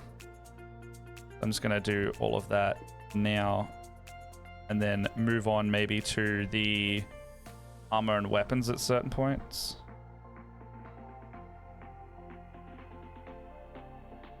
But yeah, going good. I'm really happy with all these, and also these were also 25-year models that finally got an update this year. Games Workshop's been doing some heavy lifting. Yeah, they've been doing some heavy lifting in the updating department this last year and a half. It's been nice. You know, nice for them because they make shitloads of money when they do it. But also nice for us who like genuinely appreciate like good model releases and not just cash grab ones. Because there certainly has been no shortage of those within the same period of time.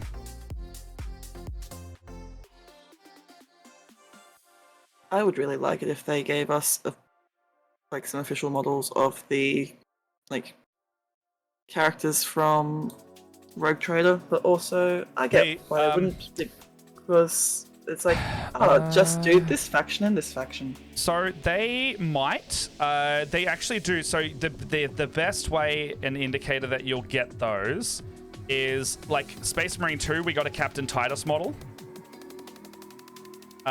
You know, Space Marines are a lot easier to justify for them because they're the everyman and you can just buy them and use them for whatever.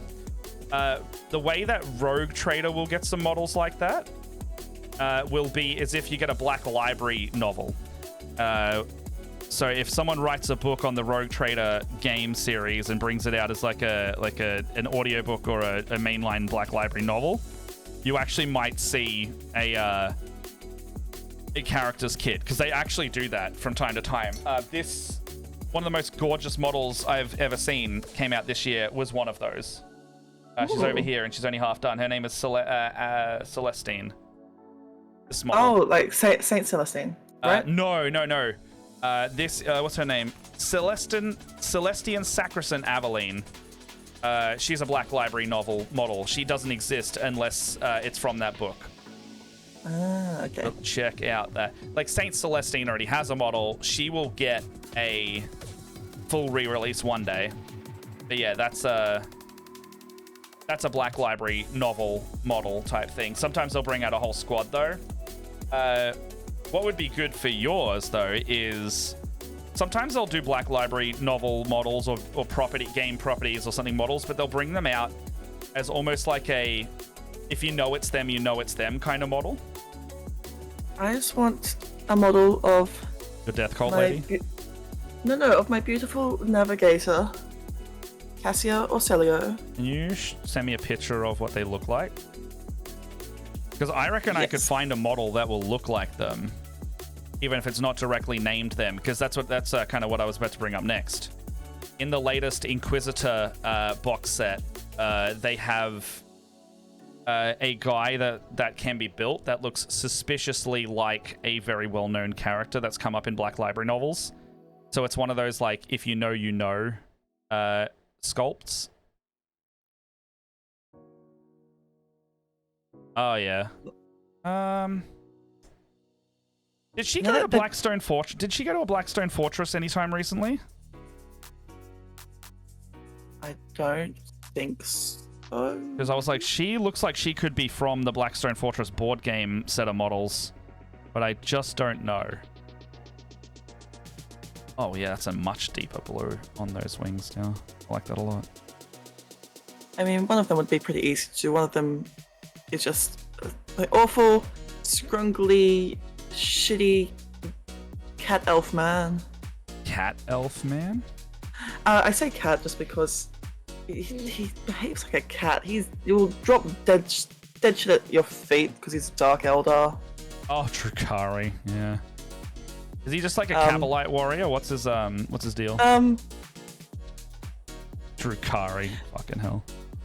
Marazai, his. Do you know what aspect he is of the Drukhari? Like, does he have like a path he follows or anything like that?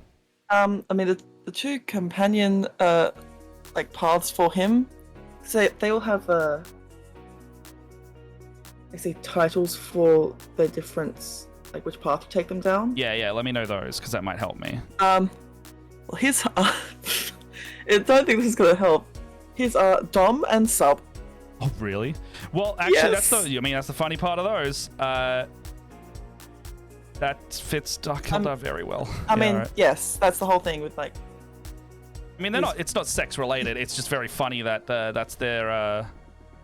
I mean, it is with him. Oh yeah. If you romance him as well, and a lot of it is about you find out about sacrificing parts of the lower decks of your ship just to He's fucking Slanesh. yes, and Yeah. I mean, all of that. I take it. Does Rogue Trader give you a pretty good indicator of why the Drukhari are the way they are? Yes, it's Oh, very yeah. explicit about that. Sorry. It's very explicit in Yeah, exploring yeah. that. I think knowing that plot line is very good to understand like why this fucked up space elf pirate faction exists, because it's more than just like, "Her, we're a bunch of elfie murderers." Which good world building. He has to feed the insatiable hunger for exquisite pain. Yeah. Otherwise, he goes. I mean, that's their whole A little faction. tangibly. Yeah. The whole faction is like, oh, they're like, why are you torturing us? It's like, hey, it's either you or us. Sorry. And they made their whole culture about it. So he's a fallen Dracon. Whoa, yeah, that's cool. All right. He's Like an I guess it Archon was or like a a- Dracon? Dracon. Okay.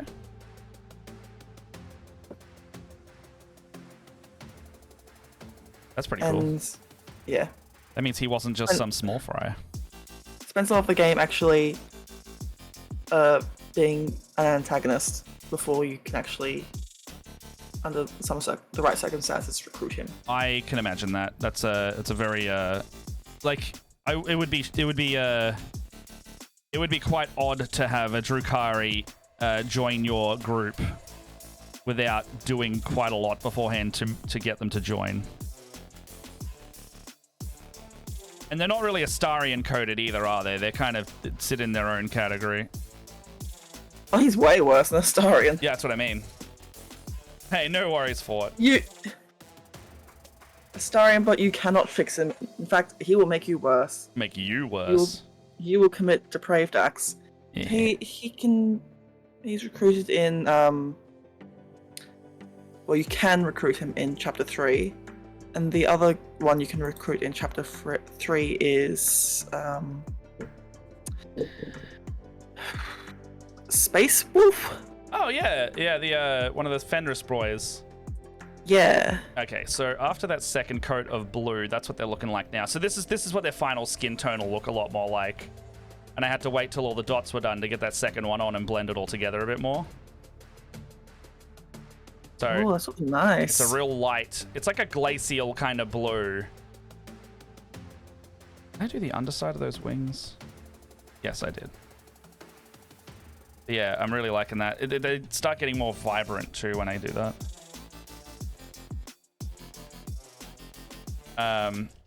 Yeah, I can imagine that.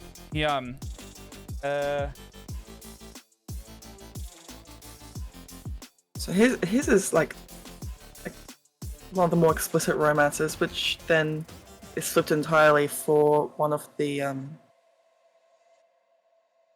Eldari companions, who is basically asexual because of like not wanting to fall to Slanesh, and also that having been the cause of the fall of a lot of like her home world. Yeah. And so like you'll be lucky if you actually even get a kiss with her. It's like a different kind of intimacy. Yeah. I can. Also, yeah, she calls you monkey a lot. Is this the elf lady with the ginger hair? Yes. She's a sniper. Yeah. So I'm looking at your Rogue Trader squad here, the main 6, as it were. There's a few more than 6. Well, the poster has 6, I guess. So I found a Reddit. I ran a Reddit thread that's basically like, hey, is anyone really wanting to see official minis after playing the game? And I'm looking at these models going like, all right, well, that one's a Space Wolf. That one's a Sister of Battle. That one, you know, you've got like an Inquisitor. You've got a Rogue Trader Inquisitor. You've got a Psyker of some kind that's a bit too much of a pretty boy to be a Psyker. You've got... Oh, the Inquisitor is the Psyker. Yeah, I thought so. Wait, the Inquisitor is the Psyker. I thought she'd be the Psyker, the Inquisitor. Oh, there are multiple Psykers. The one I sent you, Cassia, she's the Navigator. Oh, she's the Navigator. Oh, so she's reading the... I mean, that's still psychic. But she's painting with her servant's blood to enter the void. Yeah, into the warp, baby. Yeah, no, that's very on brand for a Navigator. Who absolutely, I adore her. Look, I started my hair cosplay of her. She's so soft-spoken and innocent at times, but then she'll just say the most out-of-pocket shit like, it's so noisy on your ship. Why have you not cut out the serfs' tongues? Yeah, it's like, oh, I have a character that's real nice, and then they remind you, no, we're still in 40k, guys. We're still out here. We're still in this universe, so they're gonna say some cooked shit. Totally normal for them. Yeah.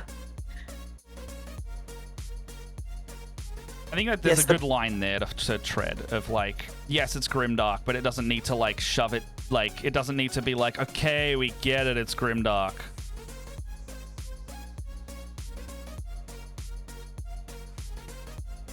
What were you saying? There's definitely a lot of moments of levity in the game as well, which is nice. Yeah, I mean, a well-written 40k game will be like, this setting you'd never want to live in. But like, here are pockets of stories that do really well considered the grander thing of everything. Like, ultimately, these people are going to die somewhere, somehow, in an unceremoniously quick way. But for the time being, we still can know them. And hope that their journey in here at least succeeds before, you know, the Tyranids find them. And just eat them. Yeah. It's not to say that the story doesn't matter, because then none of it matters, but then that still kind of makes it special anyway.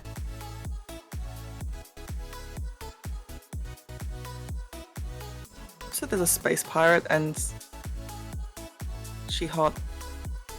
She is, which one's that? Is she a Corsair, or is she like an Eldari? She's human. Oh. Jai Hedari. Oh. Sorry, I'm not painting on camera.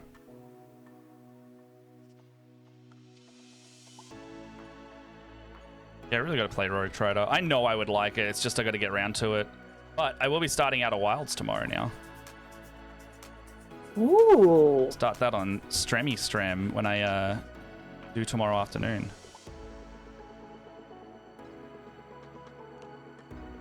I am not looking up anything like I have been, and I'm gonna, if I get any trolls in chat, I will just straight away I'm gonna be like, you spoil this, you're banned situation. Oh, I just got dates back for tattoo. Ooh, what you getting? Guess what I'm getting. You got a lot of things you get that you've been talking to me about. If it's not Divinity, it's Baldur's Gate, or it might now be Rogue Trader. No, I mean, you have a type of game, but no. Guess what Guess what kind of tattoo I'm getting? It's not of a game. Kind. Not of a game. It's a moth. Oh yeah. Yeah. I like that. But looking to get some like maybe D&D dice incorporated into it somewhere as well. Oh, nice. That's cool.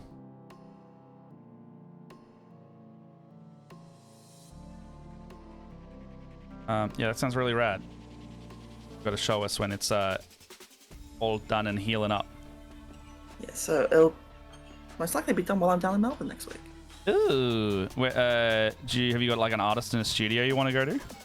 Yes, so I've been emailing them. So looking at like a fine line artist from Hamza Studios. Whoa, what? You went to Hamza? You got to Hamza? Yeah. That's where I got mine done. Hey. Who are you seeing, Claire? Paige. Okay, well, let him know that I went and saw Claire when Jess and I got ours done. Seriously, I literally was about to make the joke of like, hey, you're going to Footscray down where Hamza is? Like, you're going literally to the same one. They'll be just so down the road funny. from where I'm staying as well, so that's even better. I got recommended by Louis Gramps. He gets all of his done there too. He's got a bunch of tattoos done by oh, I can't remember his name. It's like Mike or something like that. You'll see when you go there, you'll see his table. It's just covered in nerd stuff. Fuck yeah. But that's so funny. Same studio. I was about to be like, if you're staying in that area, like I wasn't like sure if you were staying in that area. For the most part, yes. And then the second weekend, I'll be staying in Brunswick. Yeah, I was gonna say from Footy to Werribee is a lot easier for that show. Yeah. My friend Yeah. is my friend who I'm staying with is then like on that weekend traveling interstate for like Being a big silly boy. Trimblers. Being a big silly boy. Oh man, I really like this blue that these are. Happy, making me happy. Time 1:30.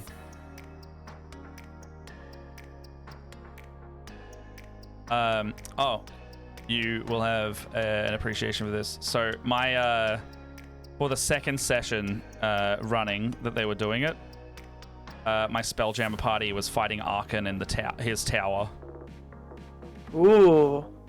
They are level 15, and they were having a hard time against Arkan and his Full Dark Council. And they are very lucky that Arkan's tower also has five dragons around, like an adult white dragon, and then 4 young dragons of the other 4 colors.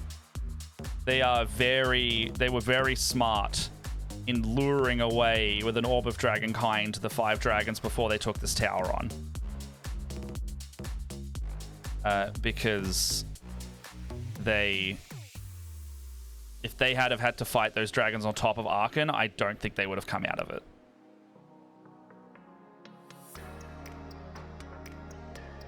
What CR rating? Is Arkan and the encounter? Yeah. Arkan himself is 16.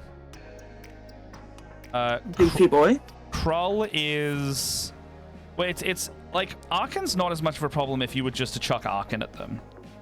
The combination of Arkan, the Hand of Vecna, his gear, Krull, who is only challenge 6, but turned out to be like the key figure in the fight because it's a support death cleric. Oh, yeah. Yes, in the fight. And then you had Toragar Steelfist, who is challenge 7 and is just kind of like your meat shield barbarian who rages. They were like, oh man, the barbarian's nothing. And then Arkan can teleport with the Hand of Vecna. And then on top of that, they tried to fight when Arkan wasn't there. So when the Turtle Krull saw people were invading the tower, I got him for the first turn to cast Sending to wherever Arkan was. Next turn, Arkan teleports in. So now Arkan's in initiative. And then after that, they start dealing with the Minotaur, and they're like, oh, the Minotaur's easy to kill. He's just a barbarian. But then they kill him, and then Arkan arrives, teleports in, and immediately revivifies the Minotaur. And then the Minotaur chugs a potion of supreme healing back in the fight. And then from there, the turtle just starts doing the cleric thing. Spirit Guardians, level 7 Spirit Guardians. and then walks into the group and then just breaks the hasted paladin on our side. And then the fight is like well and truly like, okay, these guys like have synergy. They know it's not just like an encounter with a bunch of monsters. It's like the monsters are well oiled and working together. Like Arkan doesn't care if the Minotaur dies, and Krull doesn't care if each other die, because they all, you know, Krull casts Death Ward on himself and Arkan to keep the important players up, while the Barbarian can just throw himself over and over again at the players and just basically take up their action economy. And then the Turtle stands there at a safe enough distance that they can't get to melee with the Paladin that can Divine Smite him to death. Because the Turtle, Krull, doesn't have as much health as Arkan, but he has a lot of support utility, and he also has Raised Dead. So he's got a bunch of, like, zombie bodyguards with him. So Krull just stands back 15 feet away and just lets Spirit Guardian necrotic damage them to death. In that, their Paladin died twice. So he went down, and then they rezzed him with a Revivify real quick. And then he got downed again pretty well immediately, and Arkan both times just walked over to his corpse and went, "You don't come into my house and expect to live," and buried his axe in him twice. Oh my god. Yeah, no, it's Arkan, man. You know, you gotta. Arkan will kill. He's not a, you know, this isn't like a when they go down. He's a CUNT. He's got the big energy, you know, and he will come in and he will ruin your shit if you. And you're in his house. You went to his lair where his Tiamat horde is. Like everything that he has built up is in his bastion there. And these nobodies to him just come in and start causing beef. Time to tribute, you know.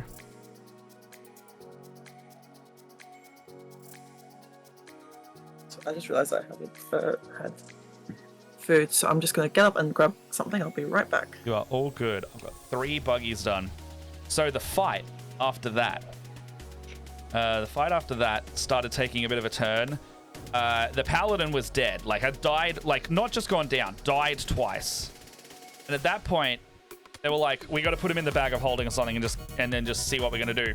So Krull, the Turtle, the Death Cleric, dragged the body of the Paladin out of the fight. And then I was like, you hear him chanting, and he spends a turn doing something you can't see.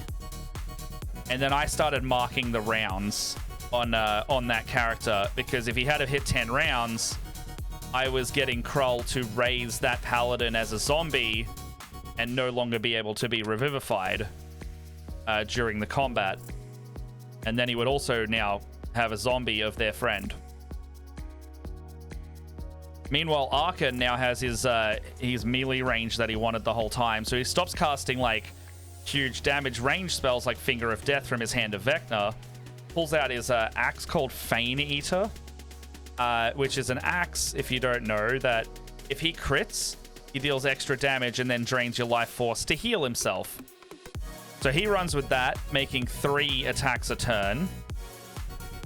And then from there, I realize, oh shit, he's got an Aura of Hate.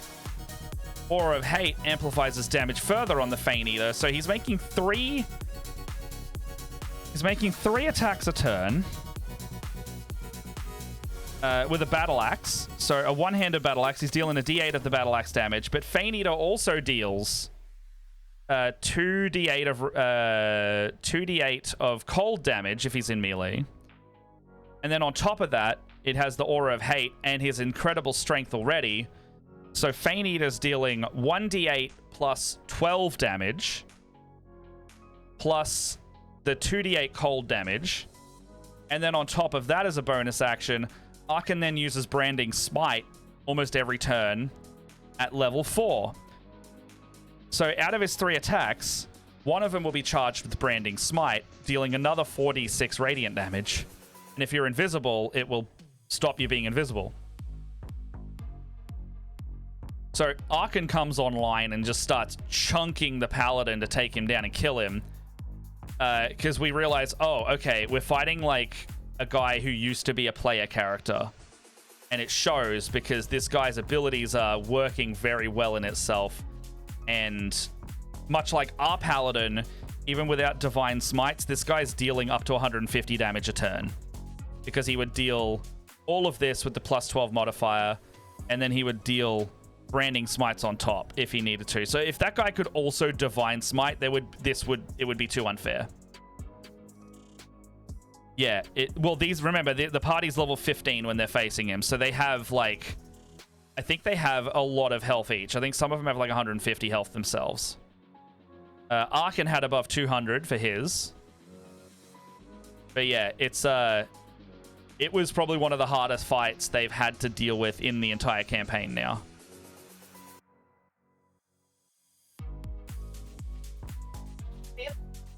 Wait, Tango.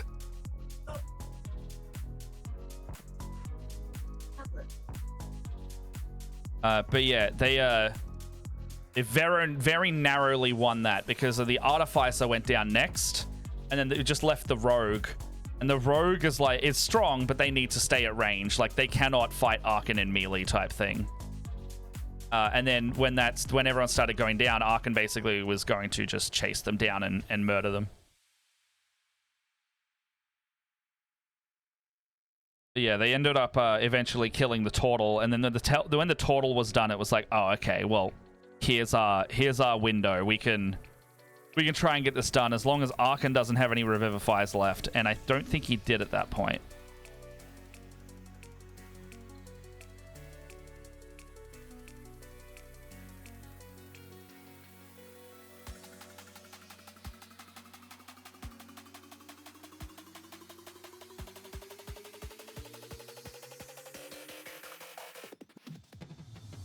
You're level 10. Most of the party may as well be level 2. Health pool is like 62 if you're lucky. Damn.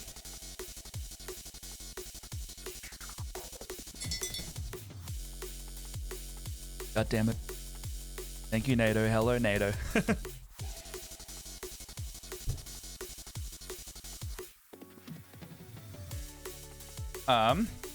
Compliments about the charity stream.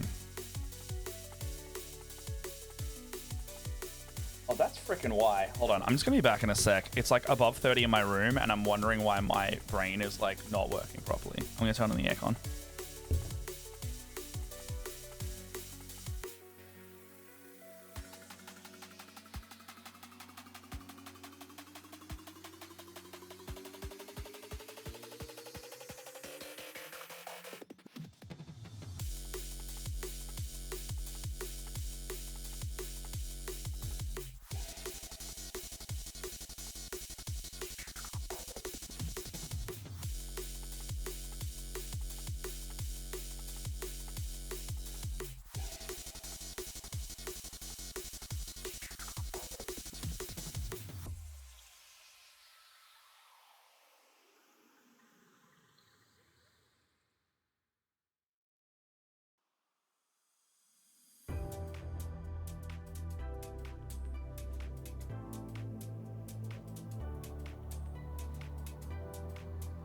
All right, that's much better. So I think what I'm I was noticing. about to say, oh shit, where'd Matthew go? Yeah. I think what I've noticed. My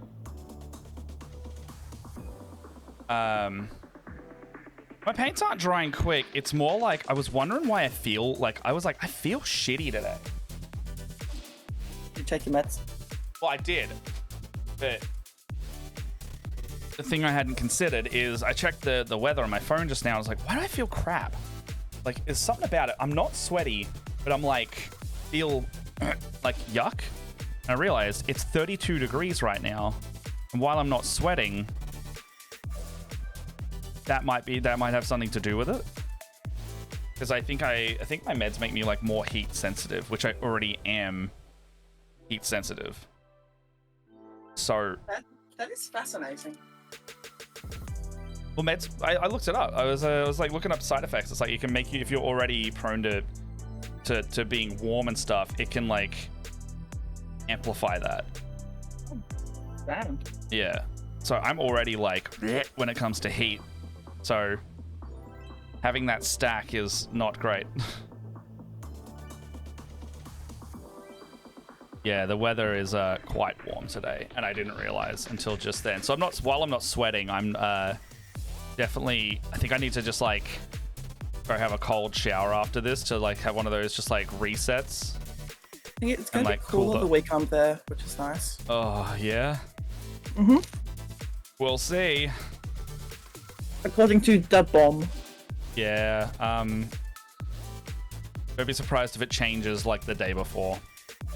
I won't be because it's fucking Melbourne. Yeah, it's not the 4 seasons in a day. It's just unreliable generally. Because the wind will just blow something in from one of the directions, and then that'll be what we have. Although it is nice when we have like a really hot day, and then it just immediately is gone by the evening. Like that's nice. Like in Queensland, it would just stay around. You know, I'm sure you would know. And it fucking is. Yeah. Remember in Cairns, it was like, oh, escape the heat to only aircon because if you go in the shade, it's still hot because everywhere is hot. The air just is a soup. Whereas down here, the air's nice and dry and thin. So when you get out of the sun directly, it's not as bad, finally.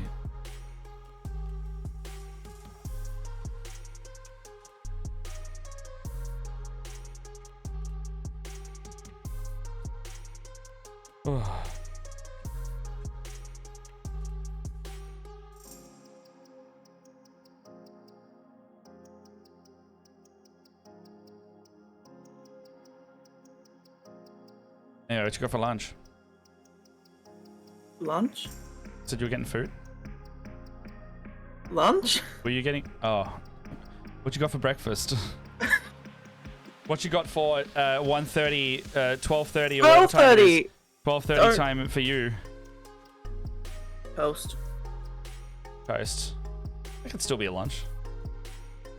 Nutella toast. And then Nutella toast? I blame the French for conditioning me to think, sweet thing breakfast, yes. Yeah. I also feel that. Is that the Parisian lifestyle?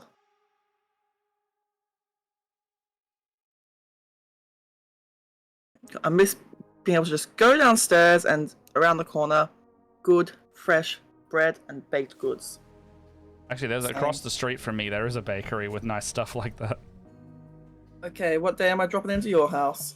I mean, it's like a regular ass bakery. It's not going to be like French bakery style. Actually, if you do want a really nice, I think it's like a French Vietnamese bakery. There is one in Vietnamese bakeries, don't even knock them. They have some of the I love them. best baked goods. Vietnamese bakeries are God's gift. No, the reason I was bringing them up is because Footscray has actually right near Hamza Tattoo where you're going. What I would consider the best banh mi I've ever had is on that next street. And Ben Martin from our cast says that his boyfriend, who's from Vietnam, says that that's the best banh mi he's had outside of Vietnam. Ooh. Yeah, it's I think it's called like Toes, or either Toes or the other one. They're very close. They're like 2 doors down from each other. One's on the corner. That's not the one I go to. That's the one that Jess got her tuna sandwiches from. The one I go to is next to the restaurant with like the barbecue pork and chicken in the window. But yeah, it's bloody good. And yes, so the French Vietnamese bakery place that I was trying to bring up, it's a little further down the same road, but they do really, really cheap breakfasts. Like I got like an Eggs Benedict. You know, it's not like the toppest tier breakfast you'll ever have, but like $12 for an Eggs Benny, pretty damn solid.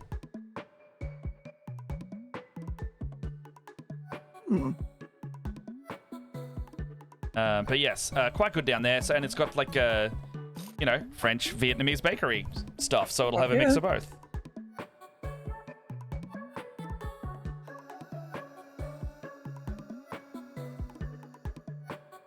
It's just good stuff. There's a lot of really good food in Footscray as well. There's another one I love to go to. I don't know if it's still open, but it's called McDumplings or McDumps. Hey, baby girl, I want to see them McDumps. Yeah. You could walk over there, be like, hey, I want some of them beef and onion McDumps.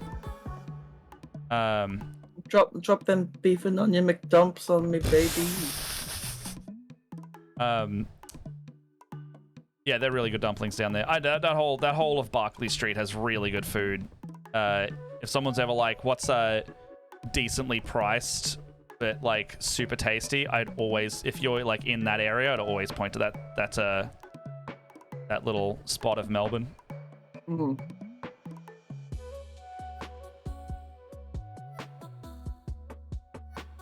It's sad that one of my favorite Parmigiana places is no longer around since COVID. At Mrs. Palmer's. Mm-hmm. Yeah, all the enforcers were really cut up about that too. I don't think I ever went. It was so good. Not that I... So good. Yeah, I mean, I'm not like a big Parma guy generally, but like, I respect it. I'm like a, if I would just give me like a really nice regular schnitty, or like, I'm a big souvlaki. I love souvlaki. I want to, I look for the good souvlakis around, because that lamb and garlic and tzatziki.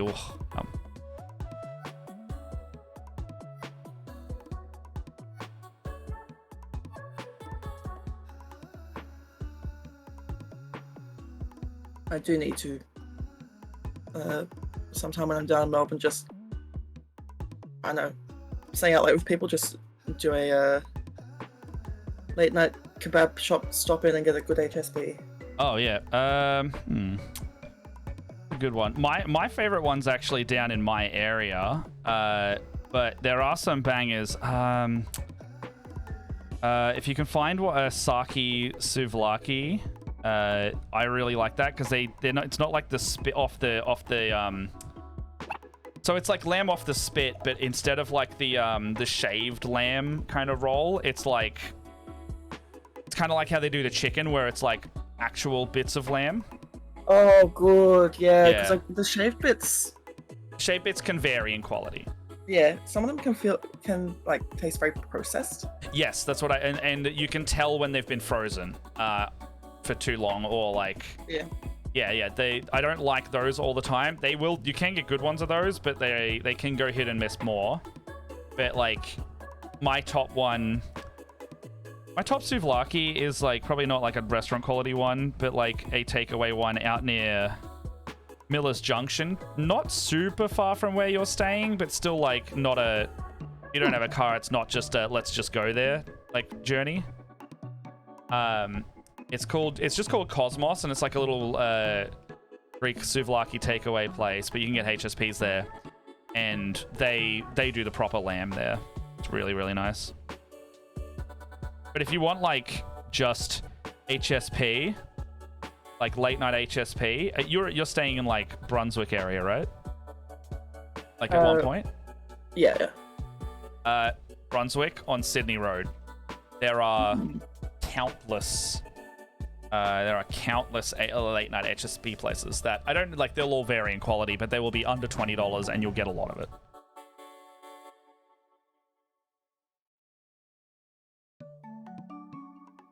But yeah, Good to know. it'll be good. All right, another blue boy has another layer of blue. He blew himself. It blew himself. He blew himself. Okay.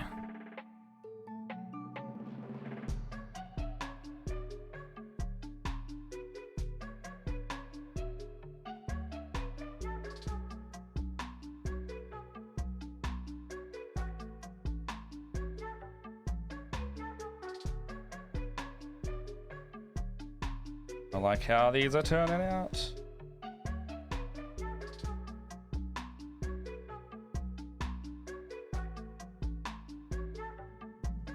You're looking real good. Thank you.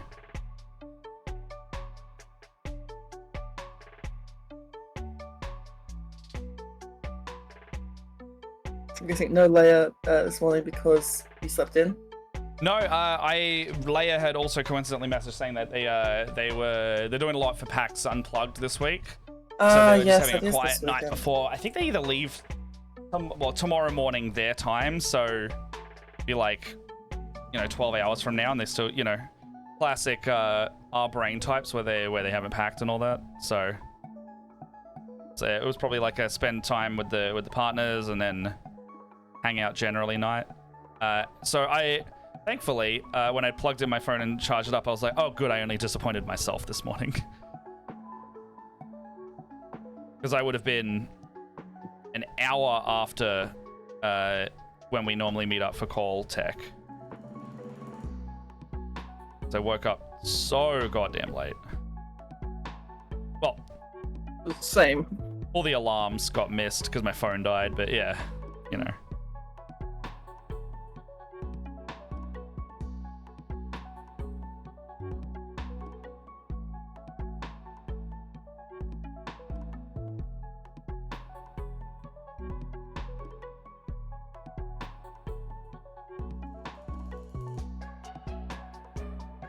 Time 1:47. I'm gonna bloody wrap up soon. Can I have some lunch? Yeah, I gotta have some lunch. I gotta have we gotta do some like small stuff tasks because I contacting all the giveaway winners at the moment, and then I'm trying to like be good and get Dragon Break up. I think I gotta upload in my alternating pattern. I think I have to get Dragon Break or Barovia up today. So when one is uploaded, I have to start the other one. But I can't do either of those while I'm streaming because it'll tank the internet. They'll like precariously time everything. It's a whole dance. Oh, dude, what were your top rap songs? The top rapped songs. I have put them somewhere in my top rapped song. Okay, so my top song was the Transcendental Cha Cha Cha by Tom Cardi, like I thought it would be, because I listened to that non-stop since October when it came out. And I don't know when the tracking stops, by the way, for that, because it was like, oh, you streamed end of November. Okay, because it's like, you streamed it 33 times, and I was like, I streamed it so many more than 33 times. Yeah, I don't know what counts as a stream, because like... I don't know if it counts offline or not. No, I would have been like, I'm talking like this was multiple times a day on my phone while I was driving, or like just listening at home. I don't know if it counts. I'm not sure of the logistics. I might have to ask Heather about that, but I'm not sure if it counts if you restart before it ends. Oh, like a full play? Yeah, Huh. I'm not certain.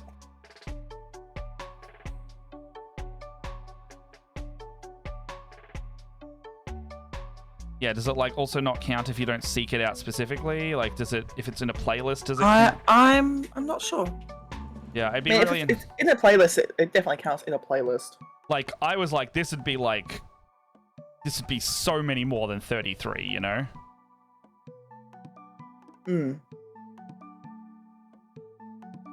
But yes, those were the tops, and then Lockie, LNL Covers was my top artist. My top artist was Borislav Slavov. I would say I'm surprised. I'm not surprised. Well, I think that it's because of we were playing a lot of like the BG3 and DOS 2 soundtrack when we were doing the Scottish Highlands driving. I mean, I am surprised that Raphael's final act didn't make it into the top 100 because we did play that on repeat several times in the car. So yeah, I was like, I don't know what the metrics are for a lot of this, because like some of them I'm like, oh yeah. My top 2 songs were Tom Cardi, which makes sense. My third top song was Good Luck Babe by Chapel Roan, which I also agree with. Like, I'm not surprised about that. Because mixed between finding out about the song and Go Piss Girl, I listen to it a lot. Yeah.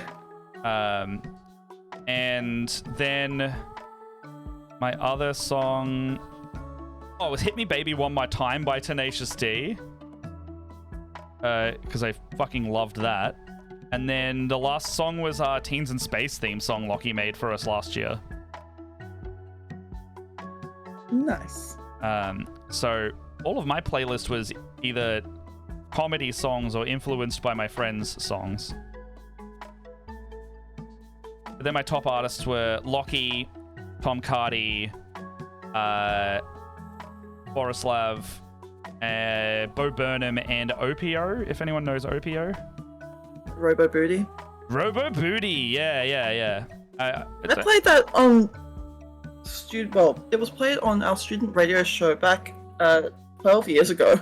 Yeah, it's not just Robo Booty. He's got many albums, but I know. Robo Booty is one of the one of the better songs. It is a bop. I got introduced to Opio via the song King Prawn, which sounds like a Crash Bandicoot level.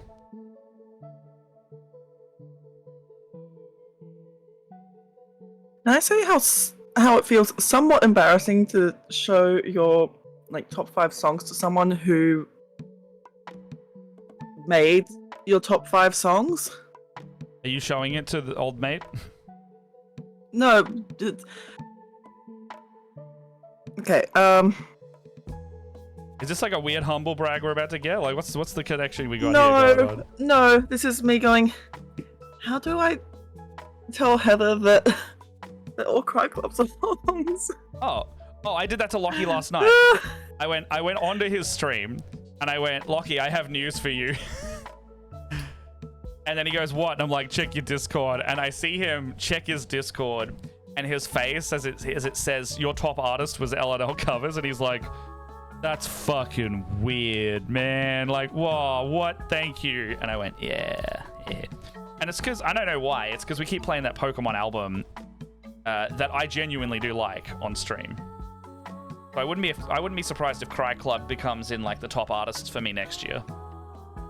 I'm just surprised that Hocus Pocus was my #1 song, because I didn't think I listened to it as much as some of the others. I think maybe Spotify just wants to call me out as a sad bisexual. Yeah, makes sense. Because my top 5 were all Cry Club songs. Number 6 was Genesis Owusu, and then number 7 was Mothica, a song which I started listening to a lot when I went to Scotland, called, funnily enough, Curiosity Killed the Moth. Oh, yeah? And my number 8, which is very funny, is the 42-minute long Skyrim Atmospheres song, which I played that one on repeat while I was on the plane because it's really good sleeping music. See, I've been like anything like stream music or stream beats, I've been disabling from my taste profile, so I don't get like Atmosphere and D&D music as my top songs, because me just putting those on while we play my work games would completely tank all of my Spotify otherwise. Yeah. You know, God help us, we ever do a YouTube Wrapped, you know. I gotta hydrate. Looking at my list, it's like, yeah, honestly, I can see all of this as, you know, still a lot of Sleep Token and Cry Club, and it's like it is all stuff I actually do listen to. So that's why I'm happy. Like my top 5 songs are songs that I listen to rather than have just had on and it's made the top list. Which is wild why LNL's Teens in Space soundtrack got in my top 5. Like, that means I actually do genuinely listen to that song a lot. And it's great because it slaps. In fact, I'm going to put it on right now. I'm still surprised that there's about some of the ones that didn't seem to make it onto my list, so I don't know. This is the one if anyone needs to remember what it is. Also, one song from Disco Elysium made it on. Let's go. Hey. Red Rock Riviera, my beloved.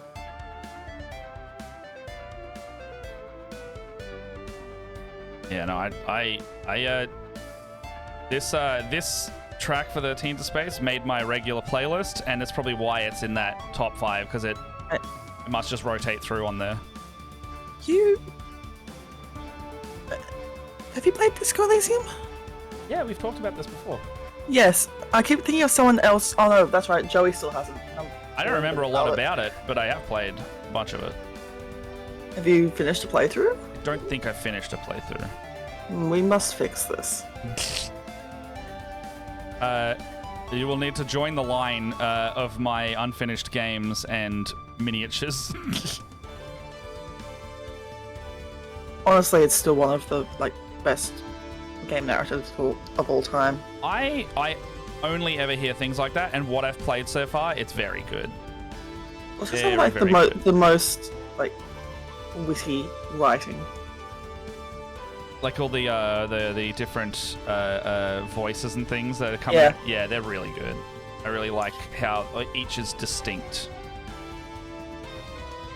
No, I should have tried to sound more No, American. this is Scarlet today. Leia is not here, and that's why there is only me on the camera. It's me, a moth. we have a Scarlet Moth, and I am not going to force people to put their camera on. I mean, I could. I'm not wearing makeup. That's all right. I've got like 5 minutes left to stream. 5 minutes? Yeah, no, 3 minutes. Well, I'm just gonna finish these last 2 blue boys, and then I'm gonna wrap up. Sound like he's Yeah. saying blue balls. I'm gonna finish these last blue balls, and then I'll wrap up. Hey, y'all the ones putting the dirty the dirty words into the phrasings. Look, I have to get payback for 10 sessions of Dragon Break, and all of you doing that. And here's the thing. Everyone would be like, Crassius is a pervert, and say way more than Crassius ever would. Everyone else is talking about Crassius's hole. Yeah, exactly. And then I would be like, I don't have to do anything. Not that I was going to. I just find it really funny. That it was always like, oh, Crassius is such a pervert. And he's like, you're the one's been saying it all. But I love it. I love all of that. He's like, you wrote that filth. He's like, yeah, I did. He wants another one.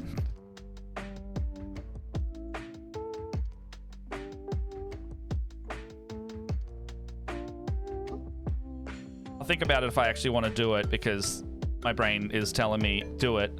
But like, if I want to change the overlay up between now and the next one, Maybe we can look into it. like, I mean, it'd be the same layout. I'm just Yeah. like, aesthetically, do I want to refresh anything type thing? Because there's now time. There's things which I really want to work at before we start up season 2. Like, I'm really interested in seeing if I can try and do some kind of animatic, which is not a full animation, but lots of. Yeah, it's like story. It's Yeah. it's like the storyboard animatics. Yeah, I think they would. Yeah. Is this for like the recap, or do you mean like clips? Because that's For the that's- intro, Oh, yeah, I'd be down for that. to actually, so instead of just the locations, that it's personalized to have moments of each character. Yeah, I like that a lot. Well, with enough time, yeah, we can definitely do that. I can take those and add background textures and movement to it as well. That'll look really nice. So I keep having images in my head of things which could work, maybe Zero flying in on the hand, but then the 2 moons rising behind her. Yeah, you can do that. Well, let's sit down and story, no rush on it, but we could storyboard that too Yeah. and get a That's little been sequence. Ages since I've done a storyboard. I do them semi-frequently. I mean, I used to do them all the time when I was doing media studies, so. That's fair. It's a good practice to have. Yeah, I'm down. I like that. I always like giving my my New Year stuff a little bit of a visual refresh just to differentiate it. I'm gonna change the Barovia overlay, a lot. For that's a making it different Right. over time. Go to jail, Barovale. What? Jail.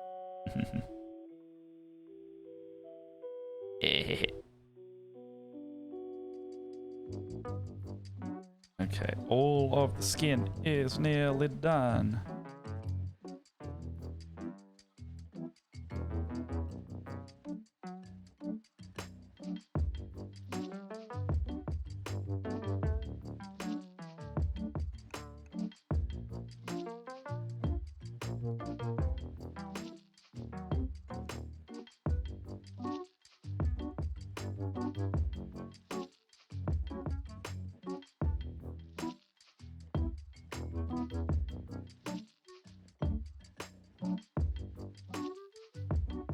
Yeah, I'm really happy with how these are going.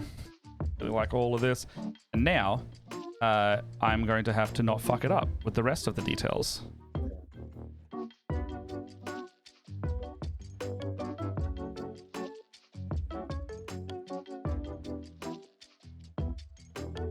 It won't be fucked up.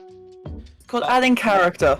No, it's more like I don't want to like get the yellow that I'm going to put on all the armor and the guns onto the nice finished blue skin. Or like when I have to paint some of the metalwork in black and I get it on the light color that will completely be drowned out by the black that sits on top of it if I get it wrong. You know, that kind of stuff. But that's a I'm just gonna have to go slow and steady with all these and not rush anything. Like the work I'm doing now is just the largest area, so it's safe for me just to slap it on. But I'm gonna slow down so much. I mean, I guess when I was doing all the dots, I was very slow and careful in that sense. So I'm just going to go back to that method. Right now it's get the blue on.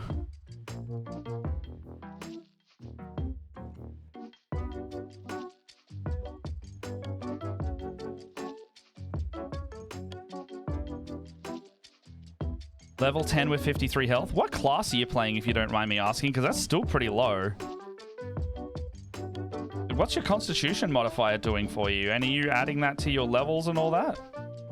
Assuming this is D&D. Bard. Bards are D8 though. Bards, so D8. And what's your con mod? That sounds too low. Have you rolled like minimum for every roll? Are you a wizard?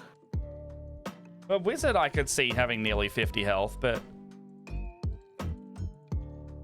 Because your minimum, your absolute minimum, if you took fixed HP, and you have 0 constitution, your fixed result would be 53 at... So you want fixed health, like minimum fixed health. Your mixed health would be your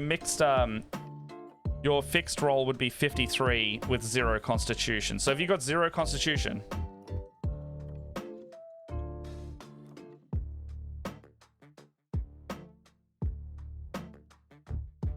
Oh, fair enough. Well, then I've answered my own question. Wild. I didn't think level 10 could be that low, but I guess with fixed at 0 is that. Wow. All right. Well, I'll see myself out. It just seems low, but I guess it makes sense.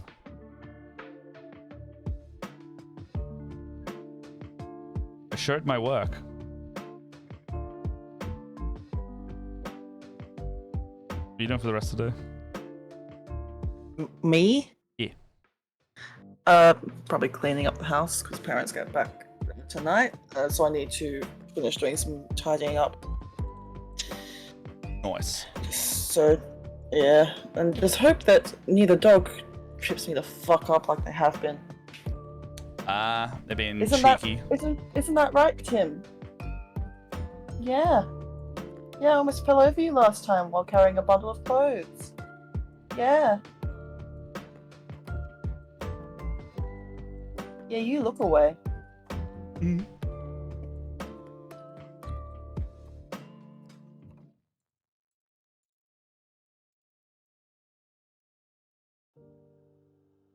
All right, just have a little check of these, but that might be us for the day. Wow. Really liking like they don't look that blue on the camera here. I mean, maybe if I turn it down to there, I zoom in a little bit, it's a bit more light accurate. They're like quite a lot more blue now.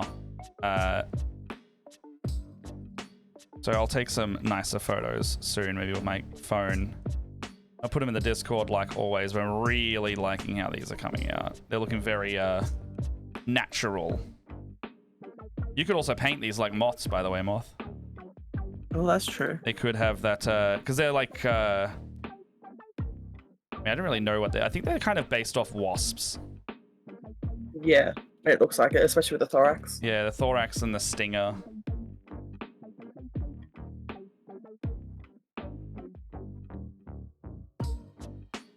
I mean, they're called sting wings, so... I have seen a fun color scheme going around where you paint them mostly black and you have like the yellow bee stripes.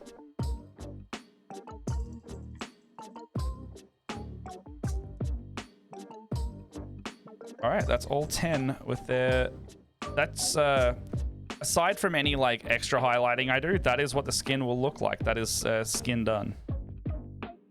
That looks fantastic. Yeah, I really like that.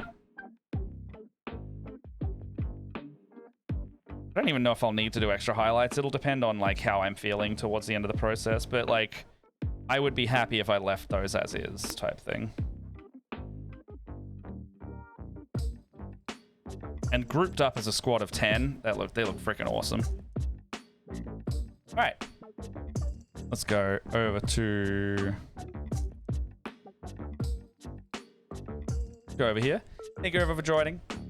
Thank Scarlett for coming and hanging out, by the way. Good fun. No worries. Help me wake up. Help you wake up. Yeah.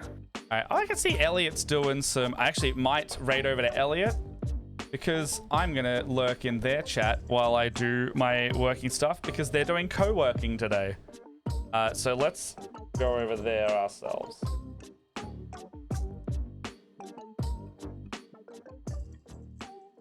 All right, so no, that's not the right name. 8-bit Elliot. There we go. All right, thank you for joining. If you want to come and hang out tomorrow, I'll be doing an Outer Wilds stream. And yeah, I come hang out. Yeah, I'm just gonna do like a blind playthrough, and I'm gonna let people just be like, hey. I mean, it's just a blind playthrough. Just like I'm just completely gonna just see what's gonna happen. And if you've just seen, one of the lizards has now put their foot on the other lizard's head, just as I was saying that. Oh my god. And they are being cheeky little duffers over there. What do you want? Anyway. They're doing sibling shit. They're doing sibling shit. I keep thinking they're fighting or trying to mate or something, but no, they just do that. Apparently they're just really social. They will just climb on each other. Huh? Smacking those lips. What? Yeah, they Top just one do was that. smacking them lips. I will check if they need food after this, but yeah. I'll see you tomorrow. I'm probably going to start around like 12 or 1 tomorrow, just because I'll do like that nice afternoon and then Perfect. jump on. I'll be finished with therapy by then. Hey, yeah, so I'll probably just do like, I'm just going to vibe and then I'm going to play this game. Because I'm a healthy moth to doing the therapy. Hey, everyone go get therapy. Everyone should. Get therapy. If you find a good I should. therapist, they're fantastic. My therapist is amazing and wonderful. I adore her. And also she's autistic too. So it means that we often start off our sessions just doing a little Just vibing. neurodiverse babble at each other. Yeah. Yeah, one of the people I talk to for appointments has ADHD, so he just like gets it. And so I don't have to like explain a process to them. They're like, yeah, fair enough. I'm like, good. I mean, like this isn't a therapist. It's like a process admin appointment I do. But yeah. Anyway, let's go talk to Elliot. Let's go see what they're doing, and I'll see you tomorrow. Yeah. Bye. Bye everyone.